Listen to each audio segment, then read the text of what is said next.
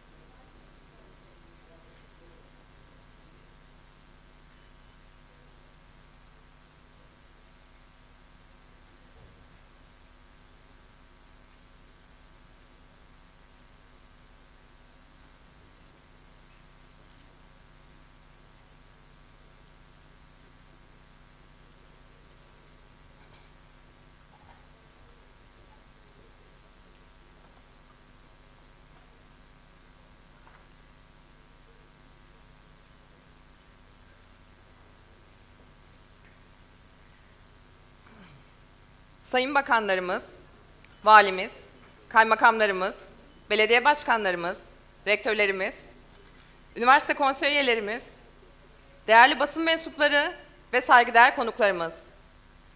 2016 yılında Türkiye ve Japonya devletleri arasında imzalanan ikili anlaşma neticesinde bir devlet üniversitesi olarak kurulan Türk Japon Bilim ve Teknoloji Üniversitesi'nin Tanıtım Günü programına hoş geldiniz, onur verdiniz.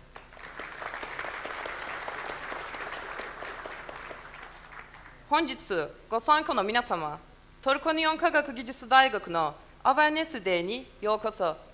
Dear respected ministers, governor, district governors, mayors, rectors, university council members, press members, and guests. Welcome to the Awareness Day of Turkish-Japanese Science and Technology University, which was established as a government university as a result of a bilateral agreement signed between Turkey and Japan in 2016. Değerli konuklar, sizleri Cumhuriyetimizin kurucusu Gazi Mustafa Kemal Atatürk ve aziz şehitlerimiz adına bir dakikalık saygı duruşuna, ardından sırasıyla İstiklal Marşımızı ve Japon Ulusal Marşı'nı dinlemeye davet ediyoruz. Saisho ni Toruko Kokka oyobi Nihon Kokka ga nagaremasu. We invite you to a minute And of in silence 2016, in memory of our founder of Gazi Mustafa Kemal Atatürk and our all beloved martyrs, and then recite the Turkish national anthem and then the Japanese national anthem.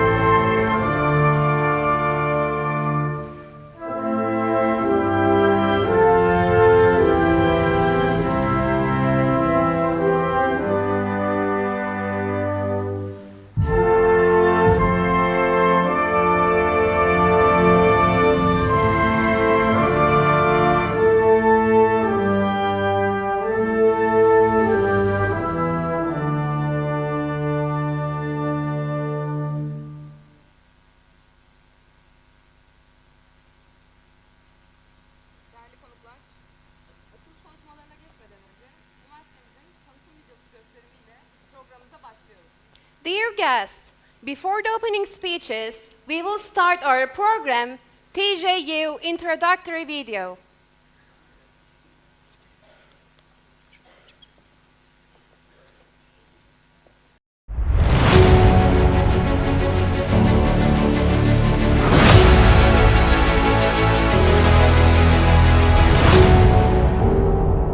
We welcome international Turkish and Japanese faculty, researchers and students, offering the opportunity to commence undertaking a splendid journey with us. Turkish-Japanese collaboration, where two great cultures meet. The University of two great countries is opening up a new horizon in science and culture.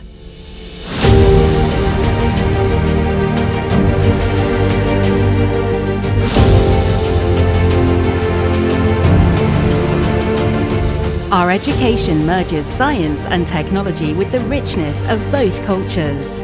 Turkish-Japanese Science and Technology University is here as the newest foundation of the eternal friendship coming from common origins. Our university was established with the mutual understanding of the Turkish and Japanese governments, under the leadership of Turkish President Mr. Recep Tayyip Erdogan and Japanese former Prime Minister Mr. Shinzo Abe.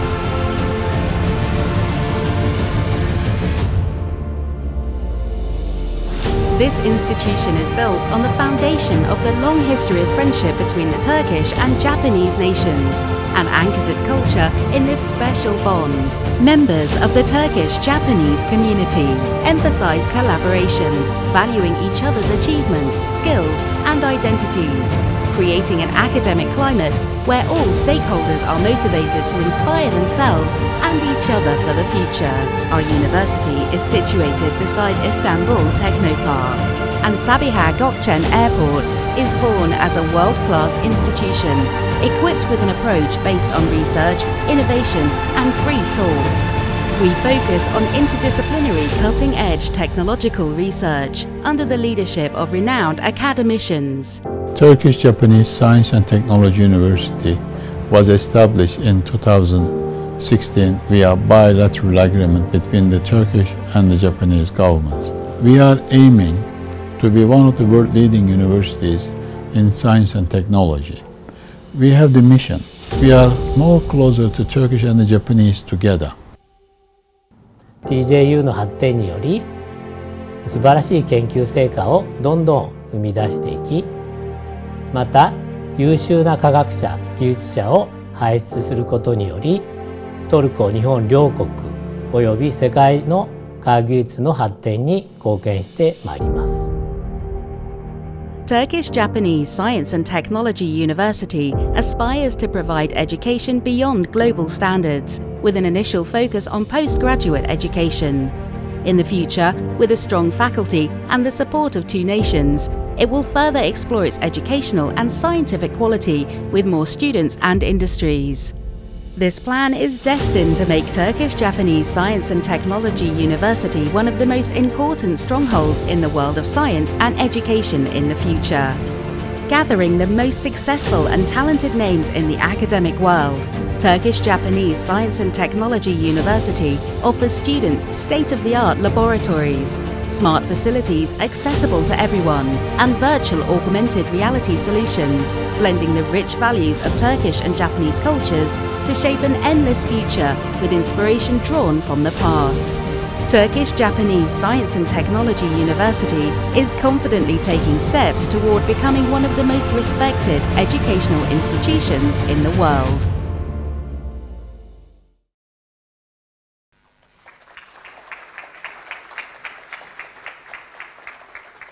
Değerli konuklar, programımızın ilk konuşmasını yapmak üzere Türk Japon Bilim ve Teknoloji Üniversitesi Rektörü, Profesör Doktor Sayın Bekir Sami Yılbaş'ı kürsüye davet ediyoruz.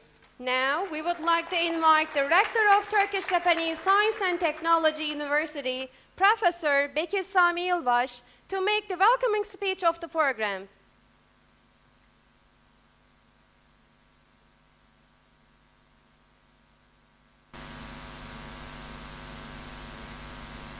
Öncelikle önce biraz Türkçe konuşacağım, daha sonra İngilizceye döneceğim. Onun için affınıza sığınıyorum. Değerli başkanımız, sayın bakanlarımız, değerli konsoloslarımız ve yetkililer, bakanlık yetkilileri, sayın rektörlerimiz ve değerli misafirlerimiz, değerli bilim insanları, hoş geldiniz. Bugün Türk Japon Bilim ve Teknoloji Üniversitesi'nin bir tanıtım gününü sunuyoruz. Bu günümüzde bizleri şereflendirdiğiniz için sizlere şahsi olarak ve üniversitem olarak minnettar olduğumu söylemek istiyorum. Eğer izin verirseniz biraz da İngilizce söyleyeyim. Vaktimizin ağzından dolayı konuşmam biraz kısa olacak. Dear respected ministers, governors, district governors, mayors, rectors, council, university council members, press members and the guests. Welcome to the Awareness Day of Turkish-Japanese Science and Technology University. Turkish-Japanese Science and Technology University is a government university. It is established in 2016 with a special status, in fact, granted by the bilateral agreement between Turkey and Japan. The university was given a land very close here, 1.6 kilometers square, and it's beautifully located next to the Sabiha Gökçen Airport. Turkish-Japanese Science and Technology University creates research programs to overcome scientific challenges of Turkey, Japan, and the globe. As an essential of being a research university, it has planned to start with a graduate program while including an undergraduate program in the following years. TGU aims, I call TGU now, aims to be an international scientific and technological university at a level that will contribute to the world's science, meet the technological challenges, and produce scientific solutions to the problem of public and the private institutions. Turkish-Japanese Science and Technology University will have the potential to educate, to train, and develop candidates who can receive the Nobel Prizes in various branches of science in future.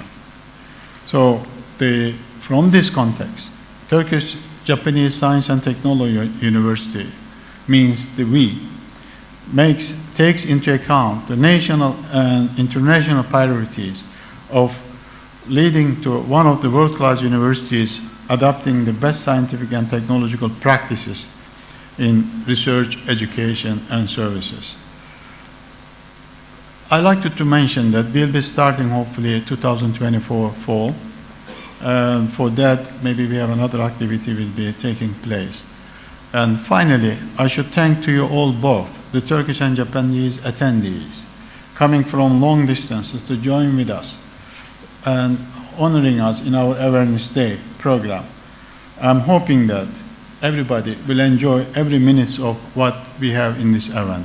Thank you very much. Sayın Rektörümüze konuşmalarından dolayı teşekkürlerimizi sunuyoruz. We kindly appreciate our rector for his speech. Sıradaki konuşma için üniversitemiz Konsey Başkan Yardımcısı ve Japonya Ankara Eski Büyükelçisi Sayın Araki Kiyoshi kürsüye davet ediyoruz. Suzukimashite Araki Kiyoshi, TGU Rijikai Fukugicho, Motochu Toruko Taishi ni yori go aisatsu o itadakimasu. Now, we would like to invite Mr. Kiyoshi Araki, Vice President of TJU Council and former Ambassador of Japan to Turkey, to make his speech.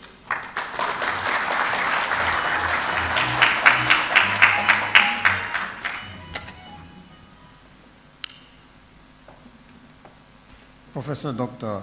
DEMİR, Chairperson of the TJU Council, Professor Dr. Yubash, Rector of the TJU, distinguished guests, ladies and gentlemen.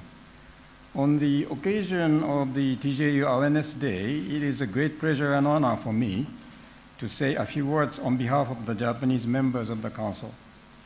Distinguished guests, ladies and gentlemen, in the spring of the year 2013, when I was a Japanese ambassador to Turkey, a summit meeting between then Prime Minister Abe and Prime Minister Erdogan took place in Ankara. At that meeting, an agreement was reached between the two leaders to establish an international university of science and technology jointly to help expand the cooperation in science and technology between Japan and Turkey. In the same year, though I came home to Japan and left active service in the government, however, one day Prime Minister Abe called me into his office and asked me to look after the establishment of this International University of Science and Technology. This was the beginning of my long involvement in the establishment of TJU for the next 10 years. Following this summit meeting in 2013, a joint committee of experts from both countries, led by Mrs. Toyama, former Minister of Education and former Japanese ambassador to Ankara, and Dr. Ibrahim Kalın, then Chief Advisor to the Prime Minister Erdogan, was organized, and after several rounds of discussions, a consensus was reached to establish the Turkish-Japanese University of Science and Technology with an ultimate goal of becoming a world top-class research center. Based on the recommendation of this joint committee, an agreement was signed between the two governments in 2016 based upon the following three principles. First, to establish the Turkish-Japanese University of Science and Technology in Istanbul based on the principles of the ownership of the Turkish government and of the partnership between the two governments. Secondly, this university is a national university under the bilateral agreement and is exempt from the existing higher education laws. Thirdly, the university will be started from a graduate school. In accordance with this agreement, the first meeting of the Council, the supreme decision-making body of the TJU, was held in Istanbul in the summer of 2019, where it was reconfirmed to aim at world-class research-oriented university with a focus on postgraduate studies. Since then, the Council has already met 18 times to date and played a central role in laying the groundwork for the opening of TJU. In the meantime, the TJU experienced perhaps the most tragic incident in July last year, where former Prime Minister Abe, one of the most enthusiastic supporters of TJU, was assassinated by a deadly bullet in Japan. But looking back on the twists and turns of the past 10 years, what emerges as the basic undercurrents that have consistently supported our efforts, in my eyes, are first, the firm will and commitments of those involved in both countries to further strengthen the ties of friendship and cooperation between Japan and Turkey. And secondly, the strong belief that if our two countries join hands closer together, we can become a powerful force that will lead the world in science and technology and will contribute to further enhancing the well-being of mankind globally. As you know, that 2024 marks the centenary of the establishment of the diplomatic relations between Japan and Turkey. Therefore, the opening of TJU in 2024, which will undoubtedly become one of the main pillars of Japan-Turkey relations for the coming 100 years, is a truly memorable event that will turn a new page in our relations. As a representative of the Japanese Council members, it is my great pleasure to be here today to celebrate, together with the people of Turkey and Japan, this Awareness Day as a preview of the grand TJU opening next year, the year 2024, which marks the 100th anniversary of the establishment of the diplomatic relations between Japan and Turkey. Distinguished guests, ladies and gentlemen, now I would like to briefly introduce my colleagues in the Council who are not present here today. First,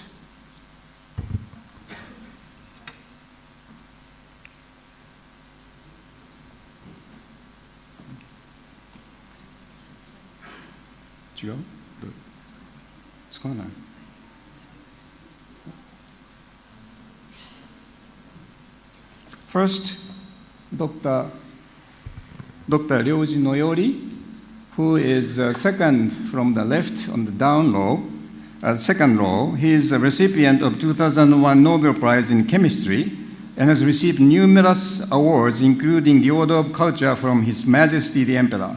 Today we have a video message from Dr. NOYORİ, which will be shown later in the program. Next is Professor Dr. Yoichiro Matsumoto, the second on the right side of Dr. Noyori. Dr. Matsumoto received his PhD from University of Tokyo, where he became Dean of School of Engineering and then Executive President. He has also served as Executive Director at the RIKEN, the National Institute of Science in Japan, President of the Tokyo University of Science, and as Science and Technology Advisor to the Minister of Foreign Affairs, supporting Japan's science and technology diplomacy. The next is Toichi Sakata. Mr. Toichi Sakata, after completing his master's degree at the University of Tokyo and Cornell University in the US, he worked for the Ministry of Education, Culture, Sports, Science, and Technology, where he served as Administrative Vice Minister. He was Japan's ambassador to Ukraine from 2011 to 2014 as a senior advisor to chairman of Japan Space Forum. I would also like to introduce two other gentlemen from Japan who are instrumental for the opening and management of TJU, who are not on this screen, but the first person is Hidetoshi Kotera. Maybe if he's here, just please stand up and, Kotera sensei.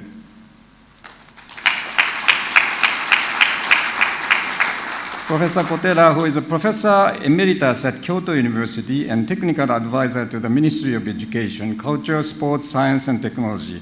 He also chairs the Japan Consortium and Advising Committee for TJU, which is called JCAC, which was established mainly to provide support and advice to the rector and provost of TJU. He served as an executive director of the RIKEN, the National Institute of Sciences in Japan, for several years. Then, as vice president of Kyoto University, he was also responsible for inter-university cooperation and several major projects while serving as director for external relations and academia-industry collaboration. Next person, Professor Dr. Hiroaki Yamanaka. Yes, it's right there.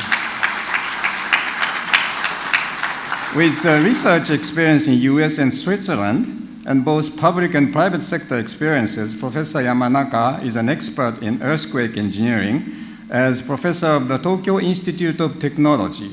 He had joined JCAC and started to work with Professor Kotera. Now, distinguished guests, ladies and gentlemen, as for the opening of TJU next fall, Prime Minister Kishida and President Erdogan both endorsed this goal at the summit meeting in New Delhi in the margins of G20 summit meeting in September. I hereby pledge before you that we will do whatever we can to realize this goal, working together with the Japanese council members and other people involved I have just introduced, and with the Turkish council members present here today. The council has already decided that the TJU will start with energy and earthquake and disaster management as the two main areas of focus for the opening. In particular, as we are two seismic hazard countries, there have been joint studies between seismologists in various research institutes in both Japan and Turkey, not only since the recent southeast earthquakes, but also in the past, such as Marmara earthquakes in 1999. Building upon this history of cooperation, the TJU intends to become a platform for further advanced research on earthquake hazard by learning from each other's knowledge and experiences in the latest fields of earthquake hazard research. Expressing our deep condolences and sympathies to the victims of the recent southeast earthquakes and hoping for the complete recovery from the devastation as quickly as possible, we would like to emphasize TJU's firm commitment to contribute as much as possible to the reduction of earthquake hazard here, globally, now, and in the future. Taking advantage of this occasion, I sincerely and humbly ask for the cooperation and support in this regard from all those present here today, as well as other people from all sectors of society who are interested in TJU. Let's work together to make a true TJU a true symbol of the friendship and cooperation between our two countries. Thank you very much. Araki Tershi, arigatou gozaimashita. Sayın Araki Kiyoshi'ye konuşmalarından dolayı teşekkür ediyoruz. We kindly appreciate Mr. Kiyoshi Araki for his speech. Şimdi ise TJU Konsey Başkanımız Profesör Doktor Sayın İsmail Demir'i konuşmalarını yapmak üzere kürsüye davet ediyoruz. Next, we invite the President of TJU Council, Professor İsmail Demir, to the stage to make his speech.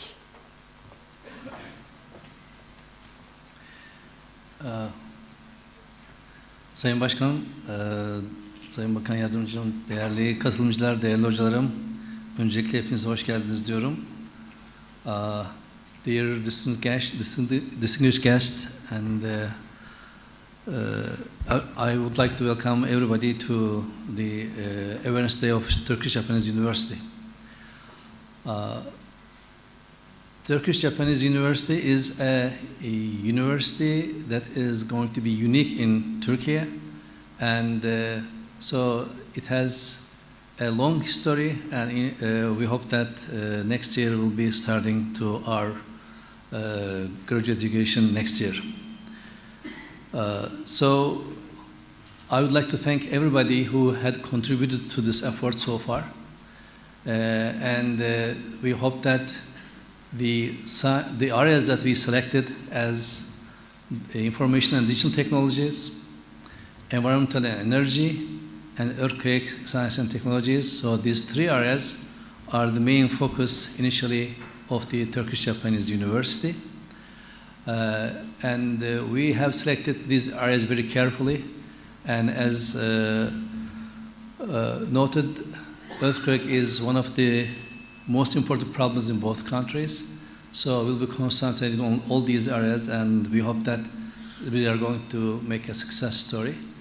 And the location that is Turkish-Japanese University will take place is very important, because this is the center of technological development in Istanbul especially, and having an airport and a techno park and some industrial facilities, and adding Turkish-Japanese University to this is going to be a good asset.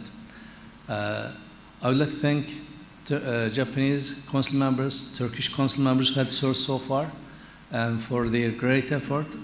And I hope that we'll be seeing the opening next year, and we'll see a significant progress, also a bridge, a very strong bridge between two countries by way of Turkish-Japanese University. And again, I would like to thank you for your attendance, and we would like to see next year all of you here for the grand opening. Thank you. Profesör Doktor Sayın İsmail Demir'e konuşmalarından dolayı teşekkür ediyoruz. Değerli konuklarımız, konuşmalarını yapmak üzere Türkiye Sanayi ve Teknoloji Bakan Yardımcısı Profesör Doktor Sayın Ahmet Yozgatlıgil'i kürsüye teşriflerini arz ediyoruz.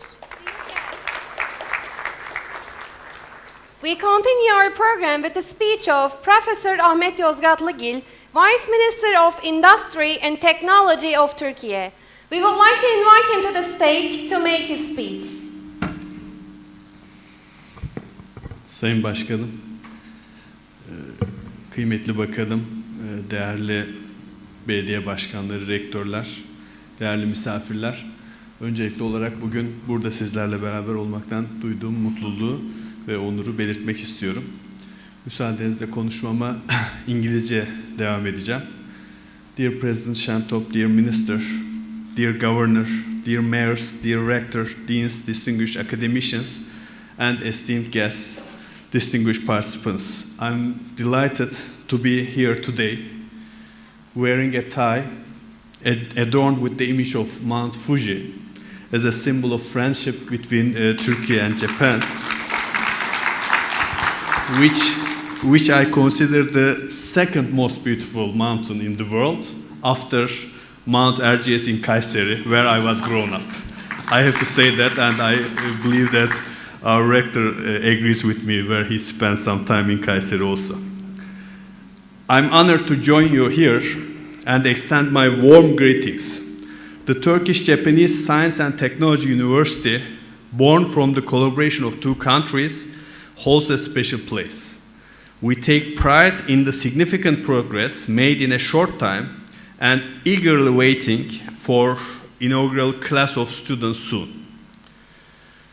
Today's global balance of power shows that high-tech product systems must be produced and developed in order for Turkey and Japan to raise its voice for a better world, to defend more strongly the principle of justice and compassion for humanity, which it upholds at the regional and global level, and to become a truly developed, prosperous and fully independent societies. This process, which consists of 5 main components: high technology and innovation, digital transformation and industry initiative, entrepreneurship, human capital, and infrastructure, is called the National Technology Initiative, which we call in Turkish Milli Teknoloji Hamlesi. The prerequisite for being successful in this process is to raise awareness in the whole society in order to make the education, R&D, and production processes sustainable. The belief of all members of the society in the power and future of this country, with a common ideal enthusiasm, forms the basis of the National Technology Initiative. In this respect, sharing the development process of technological products with the society, making society the subject of this transformation, active participation in competitions, projects in certain focus technology areas have a great importance. Even though the National Technology Initiative is only associated with technology, it's a multidimensional perspective from education to international relations, from development to social sciences, since its main focus is human.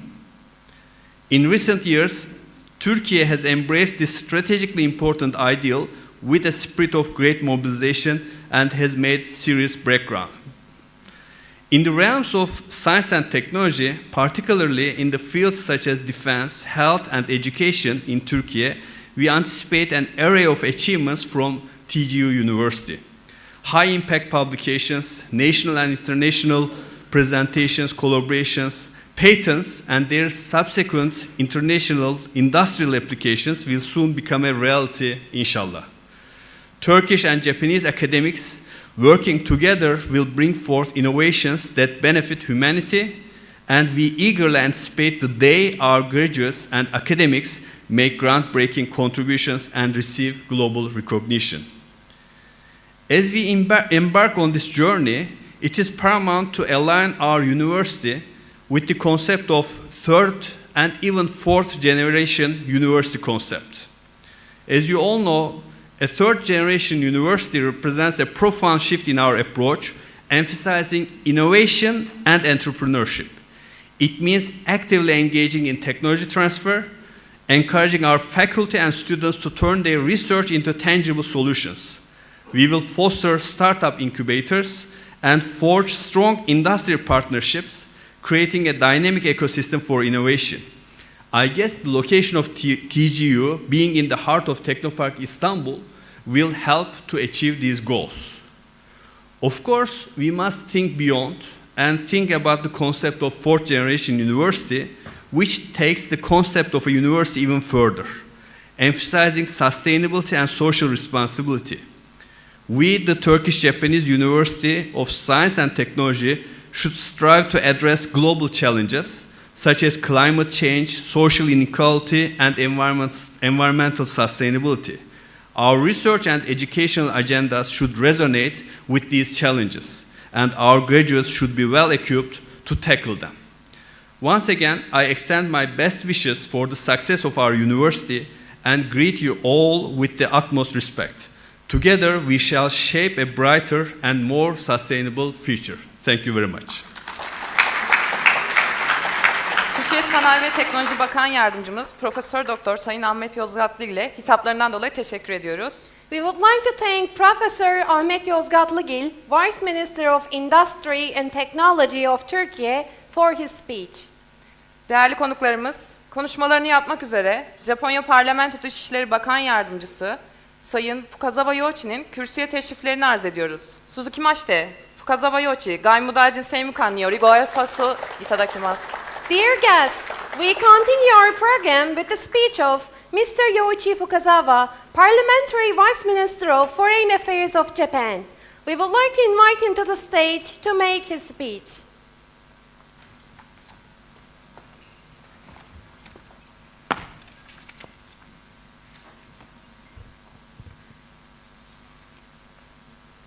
ШＥＮTOP前国会議長様、デミル TJU 理事会議長様、YOZGATLIGİLトルコ産業科学副大臣様、来賓ご列席の皆様、関係者の方々、メルハバン、日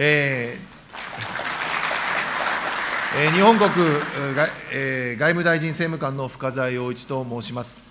この度はトルコ日本科学技術大学 TJU アウェアネスデイという記念すべき行事にご招待いただきまして、ありがとうございます。まずはじめに、2月のトルコ南東部を震源としまして、発生した大規模地震の被害に遭われた多くの方々に、心からの哀悼の意を表し、お見舞い申し上げます。トルコ共和国建国100周年に際して、日本政府を代表し、心からお祝いを申し上げます。この記念すべき年に、TJU が新たな一歩を刻むことを大変嬉しく思います。さらに、改革が見込まれます。来年は日トルコ外交関係樹立100周年という両国にとって大変重要な使命を迎えます。この大学の構想が生まれたのは、今年からちょうど10年前の2013年、当時の安倍総理とエルドアン当時首相によります合意でありました。両国が戦略的パートナーシップを構築し、その代表的事業と位置づけられました。それから10年、ついにこの日を皆様と共に迎えることができたということは、大いなる喜びであります。これまでの100年の友情の象徴として、次の100年を担う世代に、日トルコの友好と豊かな学びの日を、手渡しましょう。そして、TJU の卒業生たちが誇りを持って、学級に勤しみ、科学探求をリードし、この学び屋から巣立って両国はもとより、世界の発展と繁栄に貢献してくれることを願っております。理事の皆様や学長様をはじめ、両国関係者が一丸となって協力を推し進め、この TJU がエネルギーや防災分野を含め、世界に冠たる研究型大学へと花開くよう、期待と応援を込め、私の挨拶とさせていただきます。最後に、この機を捉えて、東京財団政策研究所から TJU への日本理解促進のための図書寄贈についてお知らせをいたします。この場で、ユルバシュ学長様に目録をお渡ししたいというふうに思いますので、学長様、登壇をよろしくお願いいたします。Türk Japon projesi kapsamında üniversitemize bağışlanan kitaplara istinaden bağış sertifikasının takdimi için Sayın Rektörümüzü sahneye davet ediyoruz. We would like to invite our rector to the stage for the presentation of the donation plaque for the books donated to our university within the Read Japan project.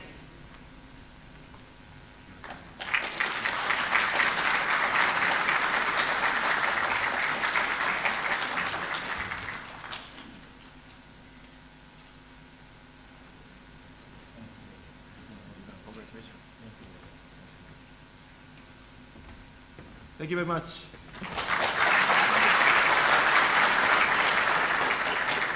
深澤政務官、ありがとうございました。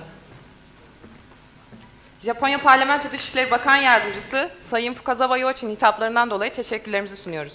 We would like to thank Mr. Yoichi Fukazawa, Parliamentary Vice Minister of Foreign Affairs of Japan, for his speech.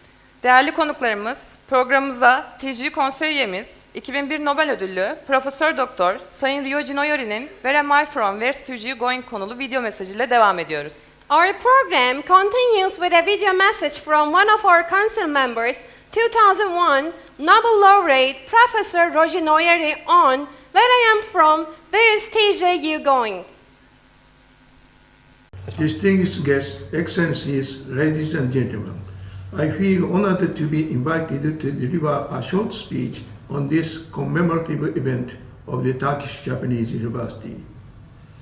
This year marks 10 years of strategic partnership between Japan and Turkey, As a part of this partnership, the establishment of the Turkish-Japanese University of Science and Technology was agreed upon by the leaders of our countries. This year also marks the centenary of the proclamation of the Republic of Turkey. I'd like to express my sincere congratulations. It's very significant to hold the TJU Awareness Day in such a year, as TJU aims to open as one of the world-class research-oriented postgraduate universities next year, which will mark the centenary of the establishment of diplomatic relations between our two countries. Since 2019, when the Board of Trustees was founded as TJU's highest decision-making body, I have participated in the effort to open the university as one of the board members, together with Chair Ismail DEMİR and Vice Chair Kiyoshi Araki and other board members. I'd like to thank all the stakeholders in both countries who have supported our efforts. Now, let's move to the main topics. Well, I'm a scientist. My personal perception of scientific research is that it's a never-ending journey of knowledge. There is more meaning in experiencing various encounters and making a good journey itself than reaching the destination. Excellent research nurtures talented people and also contribute to society. This is my belief, and I have myself traveled to some extent on this journey. First, where am I from? At the very end of the World War II, in 1945, I entered elementary school in Kobe in Japan. Although I could escape the heavy bombing, my family all lived frugal and my younger days were just miserable. Our nation was ruined, yet our scientific intellect remained unaffected. In 1949, when I was fifth-year grader, Hideki Yukawa at Kyoto was awarded the Nobel Prize in Physics for the first time in Japan. This was when I began to dream of becoming a scientist. Then I was guided by my father to be a chemist, the way being in accord with the nation's general interests, namely economic recovery from the devastation of war. Later, my naive academic curiosity destined me to study molecular chirality, which is among the most fundamental topics in science. Our life depends on molecular chirality, either right or left. The difference becomes most serious in the administration of synthetic drugs.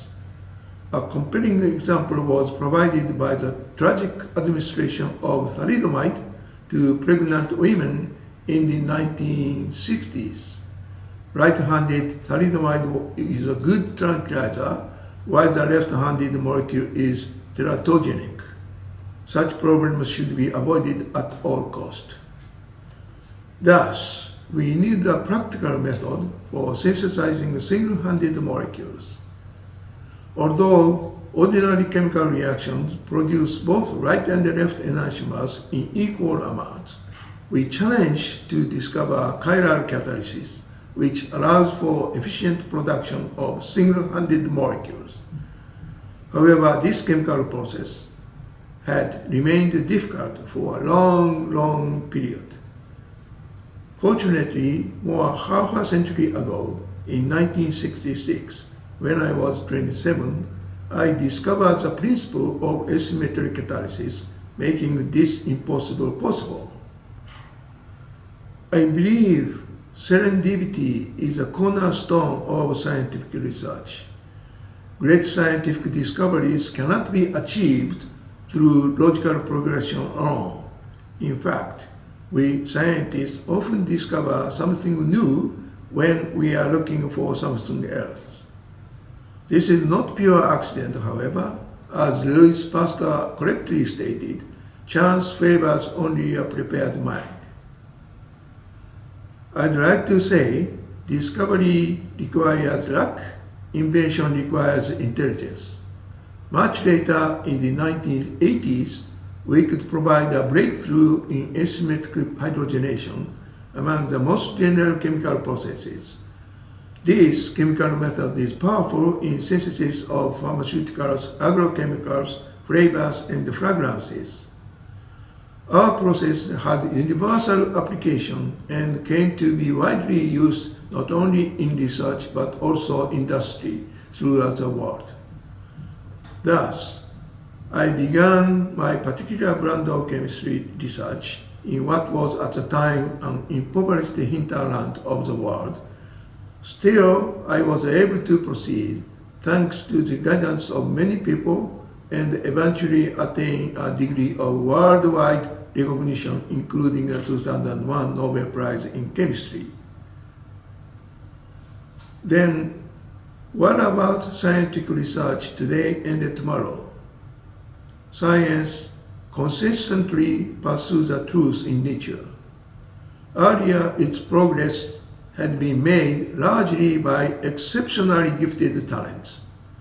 Today, however, due to significant change in research environment, we began to recognize that the root of creativity is the accumulation of diverse intellects as well. Science is one. Science is to be regarded as a single entity because it's based on common natural laws. Therefore, in order to create a new scientific field, research must be interdisciplinary, transdisciplinary, or even anti-disciplinary. Furthermore, science is strongly intertwined with society today. Unlike science itself, science-based technology and innovations are meant to enrich our lives and contribute to the security and peaceful sovereignty of our nations and sustain human civilization. Although the way to achieve STI is not straightforward, there is no doubt that most STIs are founded upon scientific principles and elemental technology invented through basic research and only came to be after long, arduous societal collaborative efforts. The benefits of such modern science-based technology are crystal clear, and we are now fast forwarding to a network age that we have never experienced before. Our future society will certainly be a combination of a real world and cyberspace. Moreover, we are predicted to soon enter an era of superintelligence. We are excited by the rapid progress. However, a bright light also casts a dark shadow. I'm asking you, world leaders, where are you going from now? Is your destiny utopia or dystopia? Now we must ask ourselves, are our ethical, legal, and social issues, LCs, being coped properly as they should? Are our undertakings truly just and right? We are deeply concerned about the future of medical and ICT industry. ICT technology already arrogantly threats our privacy. We must rethink the technological governance. Already, many knowledgeable people are lamenting that we are witnessing the beginning of the end. Society is riddled with contradictions, and science and technology are no exception. In a world with a population of 8 billion and still counting, the most nations worldwide have opted for market economies. Advances in industrial technology, which are supposedly welcome, and changing lifestyle are stirring up all kinds of problems. The Anthropocene epoch, in which human activity has greater global impact than the natural forces of the earth, is well underway, and we are becoming a menace to our own existence. There are all problems that we have created, but no one is willing to take responsibility for resolving these problems. Uncontrolled and excessive human activities are triggering drastic climate fluctuations and environmental change, depleting resources and energy, widening economic disparity, and leading our human society to a crisis situation. As such, I believe that this is very appropriate that the TJU will initially focusing on research about two areas, namely energy and earthquake science and disaster management. Compared to the rapid advances being made in industrial technology, moral and societal progress has been deplorably slow. It behooves us to recall the words of Mahatma Gandhi. The earth provides enough for everybody's needs, but not for everybody's greed. We can take great pride in the high level of material civilization achieved through human intellect. But human beings must reflect deeply on the fact that national ambitions have ignited wars and decimated societies, and that excessive personal appetite caused irreparable environmental destruction. We must look deeply within ourselves to learn why this is so. Throughout the 200,000 years of human history, people have survived by adapting to the rigors of nature. But in the future, it won't be nature, but our own sense of values that will determine our fate. The 20th century was an era of international competition, symbolized by war and economic rivalry. In the 21st century, however, we have to cooperate globally for the survival of our species with the limit of this planet. Whatever we do, we must do our best. We cannot walk alone. We must connect the best mind worldwide at TJU to foster new and diverse leadership. Thank you for your listening.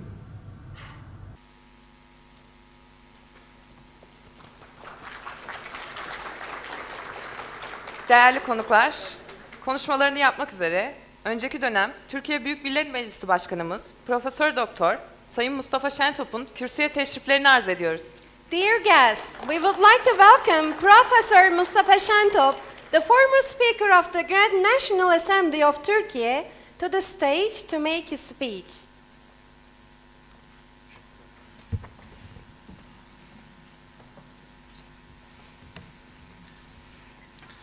Değerli misafirler, Japonya'dan gelen değerli dostlarımız, hanımefendiler, beyefendiler, konnichiwa.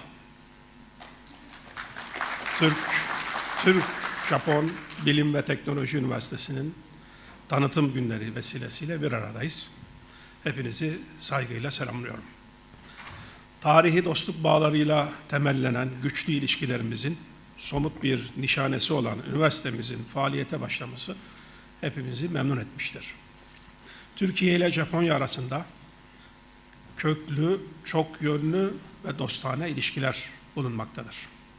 Özellikle 2002 yılından beri ülkelerimiz arasındaki işbirliği çok daha ileri noktalara taşınmıştır.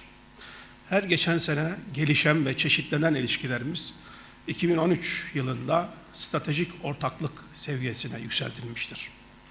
İki ülke arasındaki ilişkiler sadece devletler arası ilişkilerden de ibaret değildir. İki ülke halkları arasında da ilgi ve alaka bulunmaktadır. Türk halkı Japonya'ya ve kardeş Japon halkına derin bir sempati ve saygı duymaktadır.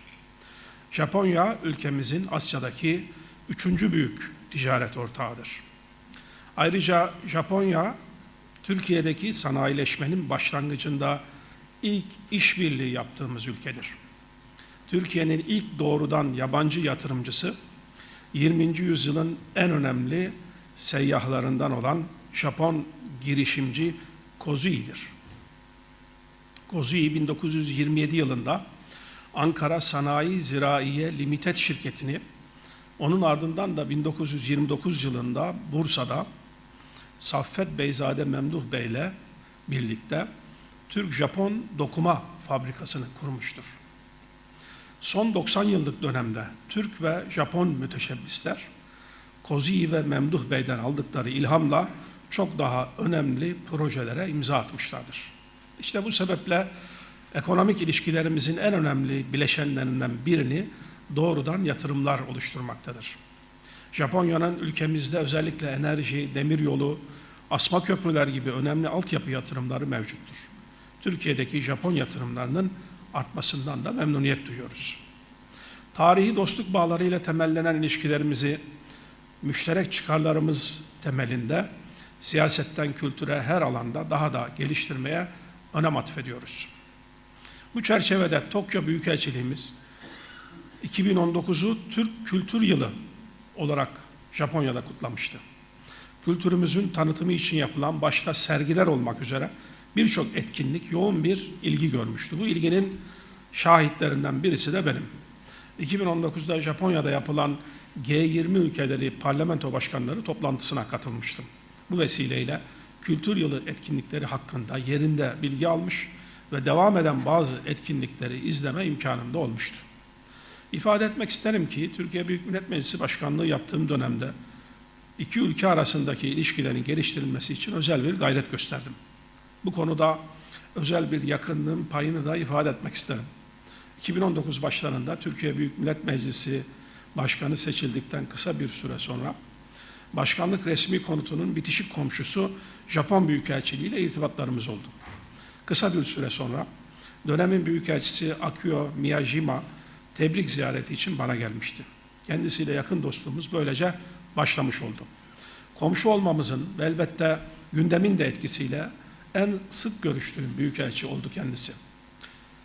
Zaman zaman hazırladığı sushi'lerden de göndermiş, hatta görevi devrettiği bir sonraki büyükelçi Sayın Suzuki'ye de bu işi devam ettirmesini tavsiye etmişti. Her iki büyükelçi de Türkiye-Japonya ilişkilerine samimiyetle büyük katkılarda bulunmuşlardı. Japonya ziyaretim sırasında parlamentonun her iki kamerasının başkanları ile ikili görüşme yapma imkanı bulmuştum. Çok verimli olduğunu düşündüğüm bu görüşmelerden bir süre sonra 29 Ekim Cumhuriyet Bayramı vesilesiyle Türk Büyükelçiliğine iki başkan da ziyarette bulunmuşlardı. Başta Sayın Cumhurbaşkanımız olmak üzere iki ülke arasındaki ilişkilerin geliştirilmesine ve çeşitlendirilmesine bütün Türk makamları büyük önem vermekte ve samimiyetle bu yolda hizmet etmektedir. Şimdi bu güzel ilişkileri çok önemli bir kurumla taçlandırmış olmaktayız. Üniversite her alandaki ilişkilerimizin beyni, merkezi, moderatörü olma vasfına sahiptir. Bilimsel çalışmaların her alanında bilgi ve teknoloji aktarımı, ortak bilimsel üretim bizi çok daha güçlü kılacaktır. Japonya'nın bölgesinde barış ve istikrara ve dünyadaki bilimsel atılımlara değerli katkıları takdire şayandır. Türkiye'de son yıllarda akademik çalışmaların birçok alanında önemli mesafeler kat etmiştir. Birlikte, işbirliğiyle çok daha güzel işler başarabileceğimizden eminim. Şunu hatırlatmak isterim, Türkiye, Asya'nın en batısında, Avrupa'nın en doğusundaki ülkedir. Uluslararası siyasette, ekonomide, ticarette, kültürde, ulaştırma ve enerji koridorlarının kontrolünde, barışın tesisi ve korunmasında, adil ve dengeli dış politikasıyla birbiriyle çatışan ülkelerin bile ortak sempatisine sahip bir ülke olarak Türkiye çok önemli bir konumdadır. Türkiye'yi hesaba katmadan bölgesel ve küresel kararlar oluşturabilmek mümkün değildir. Türkiye, Japonya için sahip olduğu birçok vasıf ve imkanla beraber şüphesiz bölgedeki en güvenilir ortaktır. Değerli misafirler, risklerin arttığı, barışın tehdit altında olduğu bir dünyadayız.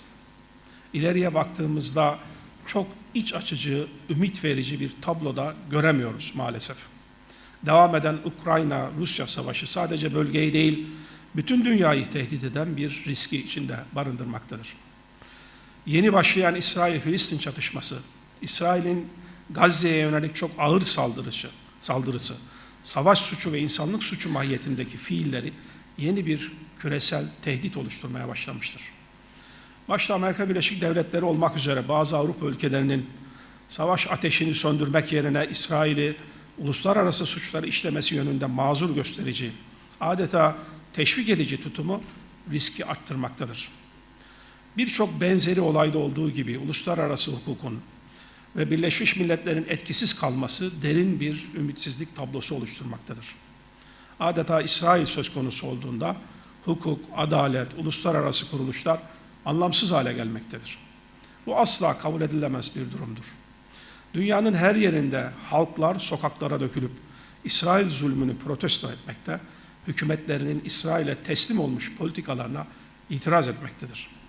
Dünyanın kriz noktaları bunlardan ibaret de değildir. Çin Denizi de aynı bir risk altındadır. Böyle bir dönemde Türkiye, dengeli uluslararası hukuka esas alan, müzakere yoluyla sorunların çözümünü hedefleyen barışçı tutumuyla önemli rol oynamaktadır. Japonya'nın da uluslararası hukuka saygılı, barışı gözeten tutumunun çok önemli olduğu kanaatindeyim. Bu anlamda da işbirliğimizin dünyanın içinde bulunduğu şartlar bakımından ayrıca bir kıymet taşıdığı kanaatindeyim.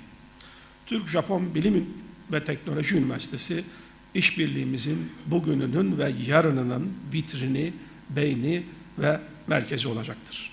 Kısa zamanda Türkiye'nin önemli bilimsel merkezlerinden biri olacağına inandığım üniversitemize başarılar diliyorum. Hepinizi saygıyla selamlıyorum.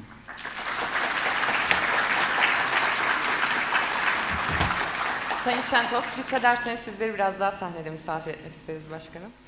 Şimdi ise hatıra fotoğraf çekimi için saygıdeğer konuşmacılarımızı ve değerli konsey üyelerimizi sahneye davet ediyoruz. Kinen shashin no sasue ga arimasu node, go aisatsu itadaita, ijikai no member no minasama, danjou ni go agari kudasai.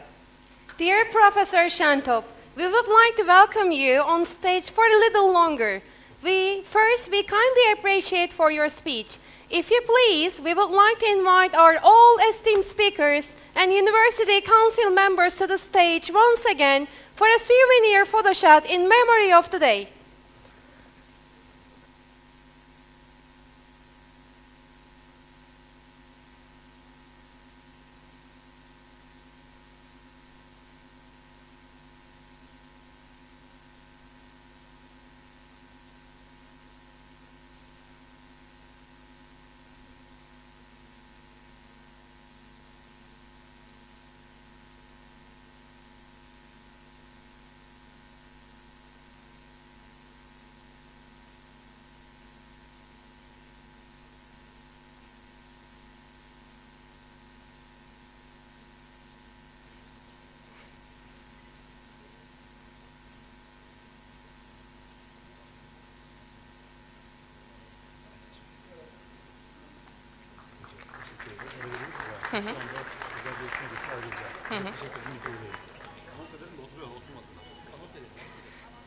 Saygıdeğer konuklarımız, programımıza 15 dakikalık bir ara veriyoruz. Ara öncesinde Sayın Şentop buradan ayrılacağı için kendilerine çok teşekkür ederiz teşriflerinden ötürü. We kindly appreciate Professor Mustafa Shantop for his speech. Ara sonrasında Profesör Doktor Sayın İbrahim Dinçer'in enerji ve çevre alanındaki sunum ve konuşmasıyla programımız devam edecektir. Dear guests, now we will have a 15 minutes break. After then, we will continue with the plenary speech on perspectives of energy and environment will be given by Professor İbrahim Dinçer.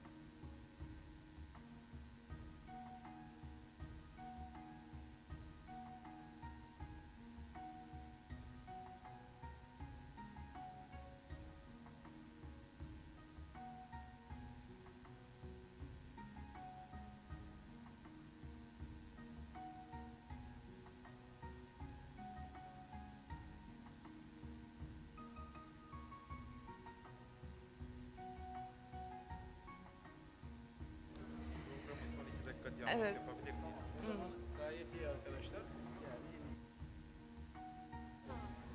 Sayın konuklarımız, programımızın devamına son 2 dakika kalmıştır. Herkesi salona çağırmıyoruz. Dear guests, our program will start in 2 minutes.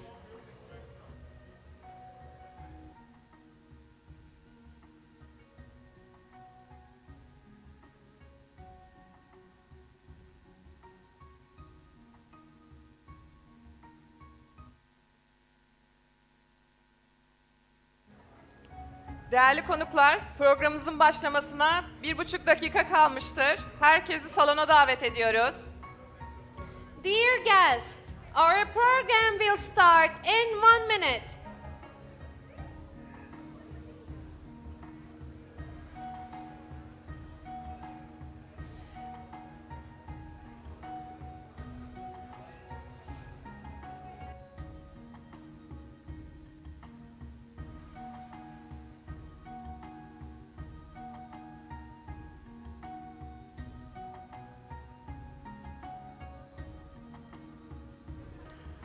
Saygıdeğer konuklarımız, programımızın tekrar başlamasına son 1 dakika kalmıştır. Sizleri tekrardan salona davet ediyoruz.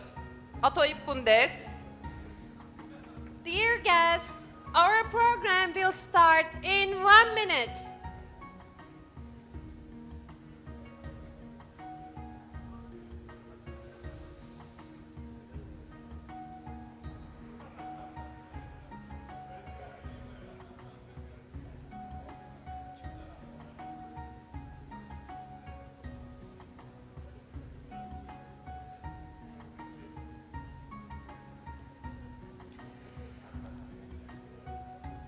Değerli konuklar, programımız tekrar başlamak üzeredir. Dear guests, our program will start in 1 minute.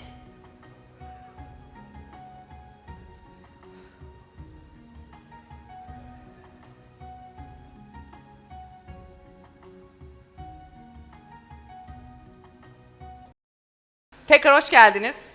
Programımıza Ontario Teknik Üniversitesi'nde öğretim üyesi olarak görev yapan Profesör Doktor Sayın İbrahim Dinçer'in enerji ve çevre alanındaki enerji geçişindeki zorluklar ve fırsatlar başlıklı sunumu ile devam ediyoruz. Profesör Doktor Sayın İbrahim Dinçer'i sunum ve konuşmasını yapmak üzere sahneye davet ediyoruz. Dear guests, welcome back. We continue our program with the plenary speech titled Energy Transition, Challenges and Opportunities in the Field of Energy and Environment.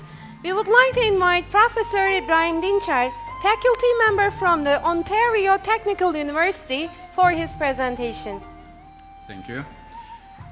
Respected dignitaries, distinguished guests, so I am really delighted to be here today to deliver my plenary speech on energy transition, challenges and opportunities. So proceeding quickly, here is what I have been leading really in the area of research fields and covering, of course, various technologies from hydrogen and ammonia technologies, going down to renewable energy technologies, energy storage technologies, hybrid and integrated energy systems, electric and hybrid electric vehicles, alternative fuels and technologies, as I have been leading in my research lab in Ontario Tech University. So quickly, before I get into the talk, I like to really emphasize a couple of points. Really, one is coming down to dimensions of sustainability. I really use 5 E's to introduce. And of course, first is going to be really with energy, education, economy, environment, and ethics. People sometimes question why ethics, where is the social dimension? I make it clear that ethics is really covering the social dimension, becoming really an important element to consider when we deal with sustainability issues. And before getting into, we need to look at and understand what people need. People need 4 things: clean air, clean food, clean water, and clean energy. So not having clean energy will drastically affect the above commodities. So it is becoming really a prerequisite to deal with and achieve a clean energy requirement. To look at here, of course, we need to understand what is happening around the globe. Of course, we need clean energy solutions, and when you look at here, and almost every sector is crying, so we really need to start curing the world. So this is that's why this process is going to require hydrogen. And we need to look at the energy equation. So when we consider the energy equation, of course, we have three prime sources: renewable energy, nuclear, and fossil fuels. So fossil fuels will no longer be in this energy equation. So what is left then? Renewables and nuclear in this energy equation. So how we can make and couple this with the hydrogen energy technologies to be able to provide solutions for humanity. And also I have this 3S for 2S. Really, if you look at energy in general, for anything, everything, you need a source. The source is going to be very critical in here. And at the end, sustainable society is going to require really services. So these are going to be useful outputs in terms of power, heat, cooling, hydrogen, fresh water, etc., etc. And you also need to design the systems accordingly to be able to manage these useful outputs accordingly. And we need to understand the phenomena. And when we look at here, COVID-19 coronavirus pandemic was a kind of turning point. Really started closing the carbon age, but opening a hydrogen age. So that is illustrated here, and I made a perspective article in early days of pandemic, so bringing this up, really marking that pandemic as a turning point. So we need to look at also the history of fuels. And humanity started with wood. Later by industrial revolution, coal, later oil, and natural gas. And when you look at this, what you see, carbon-hydrogen ratio is decreasing. So ultimately addressing hydrogen as we are moving into carbon-free society. So this is becoming very important. And people may question, why hydrogen? What is the role of hydrogen? And the role of hydrogen is going to be, of course, really three critical roles. Using it as a fuel, as an energy carrier, and more importantly, as a feedstock. To look at also here, you know, people are familiar with what Industry 4.0, the concept is coming from Germany, and we do have Society 5.0 really from Japan. So to emphasize that actually in this opening, and also more importantly, what we do, we have actually an important task to understand really we are in hydrogen age. And also historical periods of economic development is going to be very important to understand and design for future. And you see here after the Second World War, and we had a period where we had a more labor-intensive era, later skill-intensive, and then by 1980s, capital-intensive, by 90s, technology-intensive, by 2000, innovation-intensive, and by 2010, digital-intensive, by 2020, it is now hydrogen-intensive period. And this is very important to understand, really design accordingly in this hydrogen age. And you see, there are three critical requirements: technology, innovation, and digitalization. So we really need to take them into consideration. Also, life cycle assessment is very important. You see many different color codes out there for hydrogen, and I am going to really simplify it into this, you see. And this is, the graph is really illustrating producing hydrogen out of fossil fuels is not gonna make sense.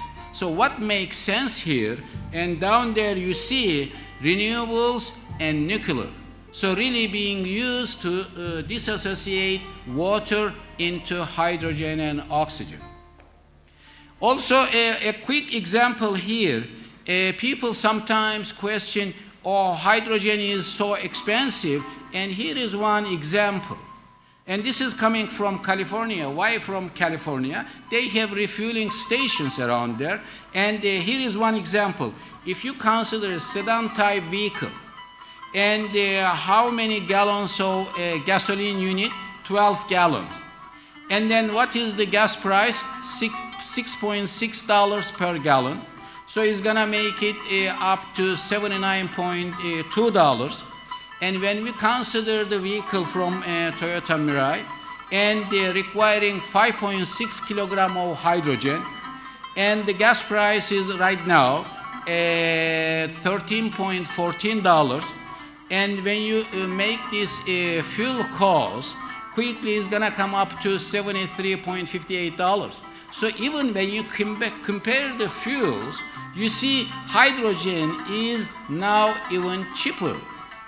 And then look at the driving range, 650 kilometers, and for the sedan type vehicle, 500 to 550 kilometers. So really, we need to look at also the hydrogen energy ecosystem, because this is at the end needed to be designed accordingly. So when you look at here, what is needed? We need clean energy sources, primarily coming down to renewables and nuclear. This is what we have got in energy equation under the source. And then we need to look at hydrogen production methods. And then at the same time, storage is going to be very important. And also utilization, of course, through the applications in various sectors. And you see at the same time, really linked to environment. And when you look at overall here, what you see, and this is becoming a kind of ecosystem as we are using clean energy sources, really supplying clean, useful outputs. Also, renewables will play, of course, critical role by really having hydrogen production methods incorporated into to be able to produce clean hydrogen and to feed various sectors, from transportation to, let's say, residential, even industrial to agricultural. So what we do right now, when we look at this in terms of cost, hydrogen price, and this was a study, out of the study, basically we did that study in Canada. So this was $16, and we made it, completed that in 2021. And then expected price, especially at the Canadian scale, going down to $2 by 2030. And when we look at the gasoline price, it is right now, 2021, almost the same at present, so around $2. This is per kilogram. And it is expected to go up to $16. So this is giving you a kind of clear picture and what we are going to experience in the next, let's say, 8 years. And also, of course, cost for hydrogen energy systems. And the cost is gonna come down depending on the market size and share. So that will change the picture. Also, one important project as we completed in Oshawa, Ontario, this was really about development a hydrogen hub. That particular work was really instrumented at the university, bringing parties together, especially government agencies and industries together, and to develop this hydrogen hub. And under a 3S concept, really making it by having renewables and nuclear sources, and then also developing the systems accordingly to be able to really produce clean hydrogen, and more importantly, supplying to various sectors. And also, we did develop various scenarios, and where we had it, of course, for various, let's say, sectors, by considering, of course, life cycle assessment as part of this and analyzing them accordingly in terms of hydrogen production methods and also market utilization and also marketing strategies accordingly as part of this. In this regard, of course, we have started the work and ultimately to be built a pilot hydrogen production facility. There are lab scale different technologies being, of course, prototyped, but moving it further to have the pilot plant facilities. So these are number one. And then also hydrogen fueling station accordingly, and to be able to manage, especially primarily firstly for the transportation sector, and then also expanding this infrastructure accordingly, being served accordingly. And then we need to look at this, this was another study really requested by the Ministry of Economic Development and Trade, and they asked me to make a study on challenges, opportunities, and future directions in hydrogen sector development in Canada. So we did that study, very comprehensive study. We published the report, everything is available. So in this case, we looked at the production pathways, and then also we considered storage and distribution, also utilization in various sectors, and also more importantly to look at the associated challenges. So those challenges from policy development all the way down to standards. So these have been part of this. More importantly, to develop the roadmaps for short, mid, and long terms. Also, at the same time, the ministry was interested in to be able to see really job creation.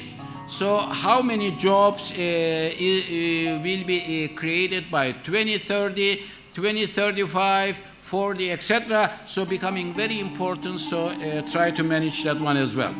Also, sectoral goals to look at the, of course, really in meeting the net zero targets, and by 2050. So this was, of course, by defining the short-term, mid-term, and long-term goals, and that was what we have defined.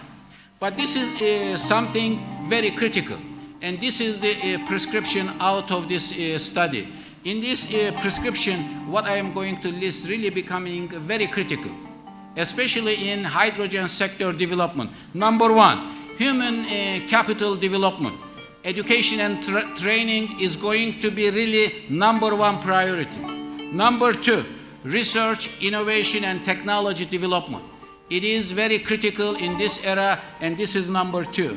And third, policy and strategy development with an action plan becoming very important.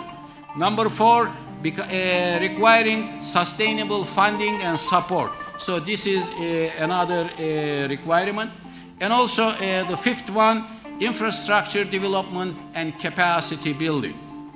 And then moving to ecosystem development, business development, and value creation. And finally, of course, ultimately, as we are going to achieve sustainable wealth and prosperity creation. We did one study comprehensively here in Turkey, and that was about hydrogen farm development. People are familiar with solar farms, wind farms, and accordingly with the same concept, try to look at the hydrogen farm concept. And this was really by considering renewable energy sources, ultimately the final product was hydrogen. And then also developing the systems accordingly, or considering for the study to look at this. So we have studied all cities in Turkey, 81 cities in total, to look at the hydrogen production potential. And by doing that kind of comprehensive study, considering all renewable energy potentials, and top 10 cities, as you see, will be Erzurum, Van, Konya, etc. So really producing, and with a production capacity, if you look at here, going up to 614 million tons per year. So you may ask me, what is the world's hydrogen consumption at present? It is 118 million tons at present. And when you look at this, of course, this is going to be triple in 3 years. This is what the projection is. So really there will be huge demand of green hydrogen production.